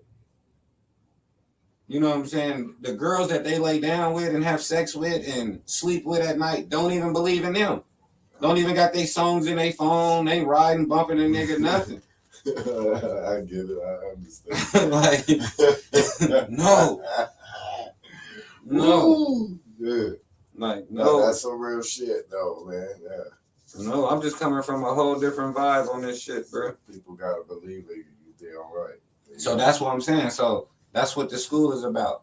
It's about showing these kids and showing the people that we can do it. And if we believe in each other, we can create these platforms. Like even this Soundbox. I was telling Queen earlier when we got here, like I'm a fan of Soundbox. You know what I'm saying? Like I've been watching. You know what I mean? Like, and who would have known? Yeah, you know what I mean? Who would have known? And this shit is just, this is what we need. We need more of these platforms and more of these opportunities for us to get off. Yes, sir. Yes, You sir. know what I'm saying? Man, I appreciate it, man. Especially from motherfucking Freez TV, the guy, the legend, his motherfucking self, man. I'll fuck with you. You paved the way for a lot of people. You know what I'm saying? By even starting Freez TV. You know what I'm saying? When there was no scene for Arizona, there was no signs of culture. They found it on Freez TV. Man, and they still finding it with us now. Like I was saying with the school and with everything that we're doing is just about building the culture and just letting these people out here know that it is obtainable. It is real. It ain't, it's not just conversation. Yes, sir. Like look for the Sticcs, look for the Freezes, look for these niggas, like look for the people who out here. You know what I mean? And it takes Soundbox, Freez TV, and all of these platforms to bring that and highlight that and let it be known. Like, look what we doing over here. You feel me? You was able to get a distribution deal back in the day. Hell yeah, I caught a bag. Yes, I caught a real bag. I caught a real bag back in the day. Yeah, I caught some M's, like some life-changing bags. Yes, sir. I did that already. Been there and done that. But it also cost me a lot of my shit. My brother went to prison. He went to thinking we was like super owned and his life out there living how he was living. He caught a L, free Trump tight. He got life. Then my other artist, he caught a charge. Carolina went and did like 3-4 years. Then this happened, that happened, this happened. It just started being like crazy. So it's just you learn to take the good with the bad. Yeah, like life done whooped my ass. Like Yeah, you never know what life holds. Yeah, but back to the school again. If I would have had the proper tools and like the the foundation would have been right, a lot of things would have been avoided. You know what I'm saying? You want to have to learn from your mistakes. Yeah, it would have been like, I learned this from Mr. Sticc taught me this in 4th grade. Right. He told me that niggas was gonna be on this in the 5th grade. I learned that. You know what I'm saying? Like, for real. I just told my son yesterday, we went and took him and got him some shoes and riding with him yesterday, my 10-year-old. And we riding. I just had to tell him, like, hey, little nigga. I just had to talk to him like a real little nigga. Like, no, we was talking. I just in the middle of the conversation, I was like, hey, little nigga, hey, man. I don't want to hear that shit. And quit doing that. And hey, man, this ain't no game, bro. Like, no. And I was just sitting there thinking in my mind as we riding, like, what if I would have had a nigga to tell me this when I was 10? Tell me, shut up, nigga, you tripping. Fuck wrong with you? Like, I didn't have that. Right. I'm just thinking that I knew everything, and I got these lame-ass homies who thinking we thought we really knew what we was doing. But when I went home, there wasn't no nigga saying, hey, man, shut the fuck up. That shit you talking about don't mean shit. That shit just didn't, you know what I'm saying? And that shit means something, bro. Like, that shit is big. Like, it's big. And that's why I keep saying about this education, because it don't. Some kind of direction. Yeah, you gotta have it, bro. We be misguided like a motherfucker. It's niggas who 50 years old still going the wrong way. No, still Like, don't have no kind of direction for themselves. Don't have no type of man. And we be like, "What up, big no homie?" We be like, "What up, big bro? What up, big homie?" That nigga's not the big homie. That nigga's the older homie. You need to start calling nigga older homie. What up, older homie? Because he's not big. Ain't nothing big about him. He's lost. And that's not even a joke. That's a reality. You know what I'm saying? And then the same thing with the women and with the, like, in my mind, I used to think when I was younger, I used to be like, oh, I want an old woman, nigga. I don't even give me them old women. I'm smacking them in their 40s. I'm like, yeah, nigga. I'm like, well, now I'm in my 40s. And now I'm realizing that these women are still in their 20s in their mind. They just 40 years old. For real. Some of these niggas is just 40 years old, but they still 26. Yeah, like, nigga, just, you know. You old, but your mentality is still. Your experiences. You know, a lot of your mentality is based on your experiences. But if your experiences is limited, what type of mentality? So you only know what you only know as much as you've been through. You got to do something. Like, said that you gotta go travel the world, gotta go do something. Man, that's why I say if you getting, say you're getting 3rd graders, 4th graders, 5th graders, and you taking them, like, for example, Wes Crave with his facility out there. Shout out Wes Crave. Wes Crave, yes. We're gonna be taking our kids field trips. Like, he giving us a couple days a week to come in and do a couple hours of the classes. That's dope. So imagine being a kid at the school and you can go to a film studio. Something like that. Twice a week we going. You're going to be trying to get to school on time every day. I can't be late this week. They're not going to let me go to the film studio. Right. I need to get to this. You know, yeah. And then imagine like something like how this is all set up. And we had a queen come in and teach a class and have them. You don't think them kids going to be trying to get to the man? Is you crazy? Like, nah, this is a whole nother level. We got to teach these kids how to monetize their life. You know what I'm saying? Like, these kids need to know how to make money off of Instagram. Instagram eating off of them. Right. You know, they need to know how to make money off of Facebook, Twitter, all these different platforms. From 3, 4 years old. They already on YouTube. All right, they already. Why they not making money off of it? We quick to give our kid the phone or tablet or something. Go sit your ass over there on YouTube, kids. Go play. Yeah, here. But why they don't already be subscribed and own a page and be? So by the time they 6, 7, it's already a revenue stream. They spending more time on the tablet than anything. Monetize that shit. You know what I'm saying? But we looking at it from the consumer perspective and not from the perspective of the business. So they just selling to us. They keep putting commercials on TV. Switch from T-Mobile to Apple and get this at AT&T. Come get this. Get the new iPhone 13. Like, goddamn, y'all are just selling us. But what can I use this for to make? Like, what is it worth to me? I benefit off of this. Mm-hmm. And that needs to be the focus. Wow, that's like, I love your perspective. I love the way that you think. Hell yeah, bro, because I'm poor. You're poor richness. Yeah, I'm poor, So my nigga. I always want more. Everything is a focus of how to get, nigga. I'm trying to figure out how to stretch the sardines. You know what I'm saying? I'm eating out the can with this. Yeah. Like I'm really eating out the can on this, but I got a lot of people to feed. I hear you. You know what I mean? So we not just not just wasting it. Right. So We're not just wasting this shit Yeah, out. we gotta stretch it because there's a lot of people to feed. Everybody got a dream. That's why I brought Freez TV back. Because everybody got a story. And through COVID, I realized that like I'm really cheating 4 generations of people from even being able to vibe. You know what I'm saying? I stopped cutting hair. I stopped doing Freez TV. I stopped doing all of the things that I really did that made me who I was, because now I got this certain amount of money and I don't have to do that no more. Like, damn, that's kind of fucked up.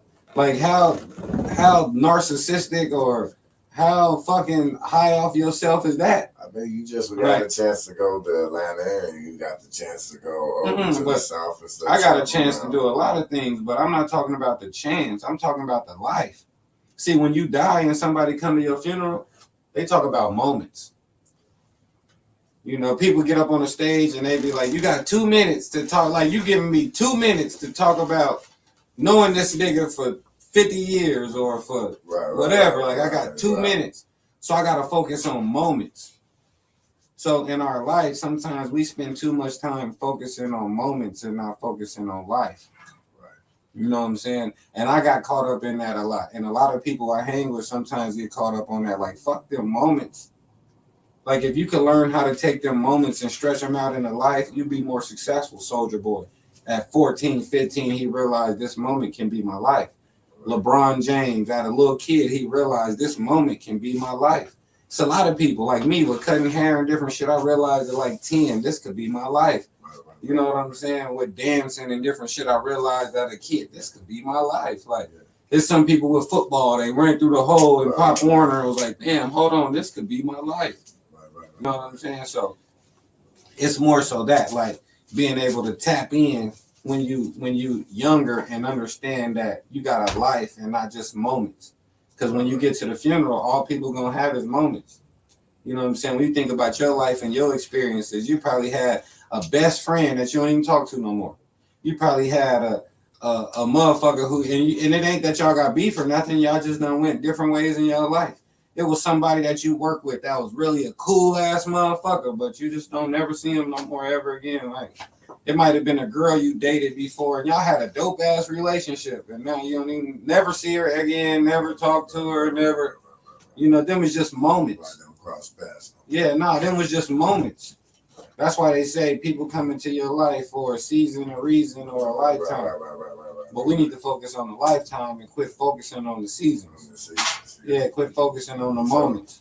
You know what I'm saying? Yeah, we don't want no more moments. Like, let's live this life with me. Don't share this moment with me. Live this life with me. You know, I won't need you if you're always there. Motherfucker be like, hit me if you need me, my nigga, hit me, I got you. Like, I don't want to hit you when I need you. If you always here, I'm not gonna need you because you already here. You know, and we gotta pass that perspective on to more and more people. He's always like, hit me when you need me. Yeah, like, hey, if you need me, I got you, bro. If you need me, call me. Like, I'm good. If you was there for me, I would never need nobody. Yeah, that's some real shit. You know, I don't want people to just hit me when they need me. Nah, use me so you would never get to the need part. So be there. Yeah. Right there. That's what your mama is. Your girl, your certain people in your life, they there, nigga. Like, whether you need them or not, nigga, they there. Nigga. Right. And that's how you want to be for all people, like all these people of color. That's how we need to be for each other. Like, not when we need each other, but just be there at all times. Yeah. Yeah, I'm not gonna need you because you there. That's some real shit. Just Yeah, just for to have a kid playing basketball and have his parents there at the game. That means a lot. Just be there. Just to be there. They say the best ability that you can have in life, the best ability that you have in your life is availability. That's crazy. Like with school, if you just go to school and get perfect attendance, you're going to get a C. You ain't got to turn in no class work. You ain't got nothing. Just go every day. You're going to get a C. As long as you show up every day. Yeah.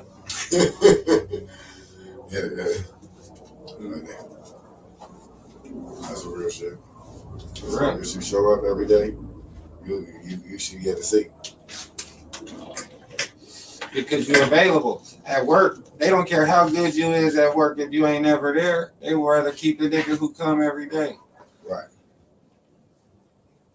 Yeah, they don't care how good you is if you don't show up every day. Yeah, and that's the same thing with take them same principles into your life with your kids, with your everything you do. Like my kids, nigga, when I'm there every day, we Gucci. But when I go out of town for a week or two, or if I miss a couple days, they be like, "What the fuck wrong with you?" You know what I'm saying? Like, you think because I've been gone for 2 days that you could just act how you want to act? Your dog, don't come home for 2 days and leave your dog in the house and see what he do. Anything you do, like you just your homie. Don't talk to your homie for a week. Oh, bro, your girl. Don't call your girl for a week. I'm just doing an experiment. I just didn't call you for a week. She gonna swear you on some whole other shit. Right.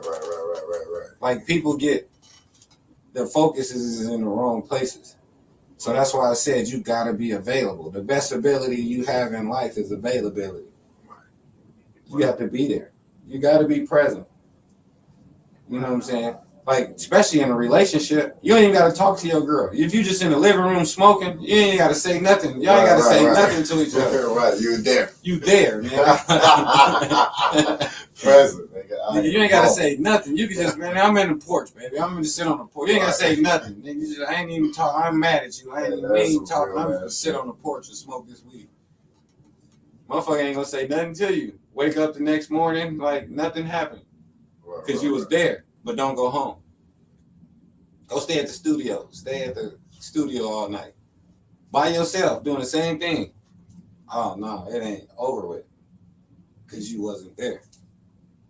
You know what I'm saying? Like, and that's just it's just crazy. One of my kids treat me like that, nigga. Like, nigga, you ain't been around. I ain't fucking with you. I show up a couple days in a row with some McDonald's, a little toy or something. Oh, yeah. Nigga, we home. Can't say nothing bad about her pops. But let me miss a day or two. She don't want to leave with me from the daycare or nothing. For real, For real, man. People is fucked up. And they learn this shit from babies. And they bring them same characteristics on in their life. Because nobody never really teach them. Their mamas didn't know. Their mamas on the same shit. You know. It's like it just keep going. They daddies, they, like you said earlier, it's these cycles. But the cycle ain't always negative. It's just a cycle. It's just something that's just repetitive. It's repetitive because this is all they know. Yeah. It don't gotta be bad. Right. It's just what you're doing. We gotta get them out of that and get them in the cycle of just being dope, being successful, being the dopest that we can create. You know what I'm saying? I'm on the push. I support it. I'm with it. I'm down for it. Man, this interview was dope as hell. Oh yeah, it was all good. This interview was dope as hell. Don't nobody interview me. I don't know why they would not interview Freez. Man, Freez is dope. I don't know. Maybe I don't talk enough about rap. Like, maybe I don't talk enough about wasting time. What do you think about the Arizona hip hop scene right now? It's dope. Shout out Merkham's and everybody who on the push, who doing their thing right now, man. That's pushing the line. Like, I really fuck with it. I support it 100%. You know what I'm saying? Yes, sir. Like, it's like And I'm gonna say this as humbly and respectfully as possible before we get out of here. It's like looking at a bunch of my kids.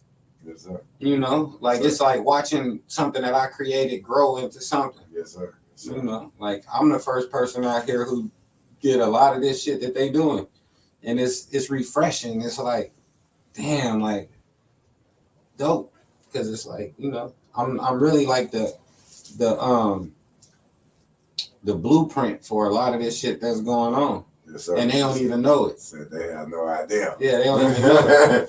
For real, So they gotta pay homage, man. I was at a high school football game and the kids were singing one of my songs while they was coming out the tunnel. We some rockers. Because we from Southside, Phoenix, Arizona. They don't even know that that's my song. It's just, that's my song. Like, these people done been saying this chant at this high school all these years to where now this is how they gas up to go play. Right. But they don't even know that they saying my song. That's my shit. Yeah, I had to argue with one of my daughters, like, that's my song that them niggas is singing. You know what I'm saying? But it's dope. It's refreshing, bro. It's refreshing. So shout out everybody who going hard. Yeah, shout out everybody out there who going hard. Everybody out on interview. Lately on the new shit, it's a lot of dope people. So I wish everybody the most success. I hope everybody get whatever they want out of it. You know, if they need any assistance, they can hit me at Freez TV on everything at Freez TV. What's new with Freez TV right now? We producing shows. We got like 3 shows that I'm hosting, and then I got like 3 other shows that's about to drop that don't have nothing to do with me. That's centered around other shit. Wow. And got other hosts. You know what I mean? Sir. Yes, sir. Now we just trying to build the network, like. Yes, sir. Yes, sir. Cause shit, I want a network, like not an internet podcast radio type of situation, but like Freez a real TV. Yeah, like Spike TV. Yes. I want Freez TV. Yes. Like Vice. Remember how Vice channel started? Yes. And it would be like just a couple shows with some weird commercials and old people calling in like, fuck this channel, all they doing is smoking weed. And shit was dope. But it built the whole platform to where now Vice is a real channel that's living on its own and is, you know, right. I'm kind of taking that same blueprint. Right. And Freez TV is coming that same way. So hopefully in the next couple of years, once the school is up and going and everything is going, I have a pipeline to where I could funnel these kids all the way through and then give them something at the end. That'd be dope. Real shit. That'd be dope, man. That is a pleasure having you here tonight, man. It's an honor, man. It go both ways, King. Yes, sir. Thank you, King. Man, thanks for waking me up because I was knocked out. I almost missed my interview. I appreciate it. This would have been whack. I'd have missed it. This was a good conversation. This was good for my soul. Man, this is good for the hood, man. They got it, man. Y'all got to do what my guy say. What's the famous word? Soak, man. You got to soak, man. Freez was dropping jewels today, man. You got to get some of these jewels. This was some real gaming. It was real gaming today. Yeah, we holding it down, bro. Yes, sir, man. Thank you, bro. Only for you, bro. You know I'm not giving no I already know, man. Hey, normally you got to pay for these things. You got to pay for a corner. Man. Hey. My brother put together the course, too. Yeah, we got the course. Yeah, he got consultations, all of that. All that. Anything, just hit me. Freez TV at FREEZ TV, Freez TV at gmail.com, Freez TV on YouTube, Freez TV on Instagram, Freez TV on Facebook, Freez TV on Vimeo, Freez TV on everything. You feel me? Just Freez TV. Freez TV, baby. Yeah. Shout out Soundbox. Man, thank y'all for tapping in, tuning in, and we out, y'all. What up?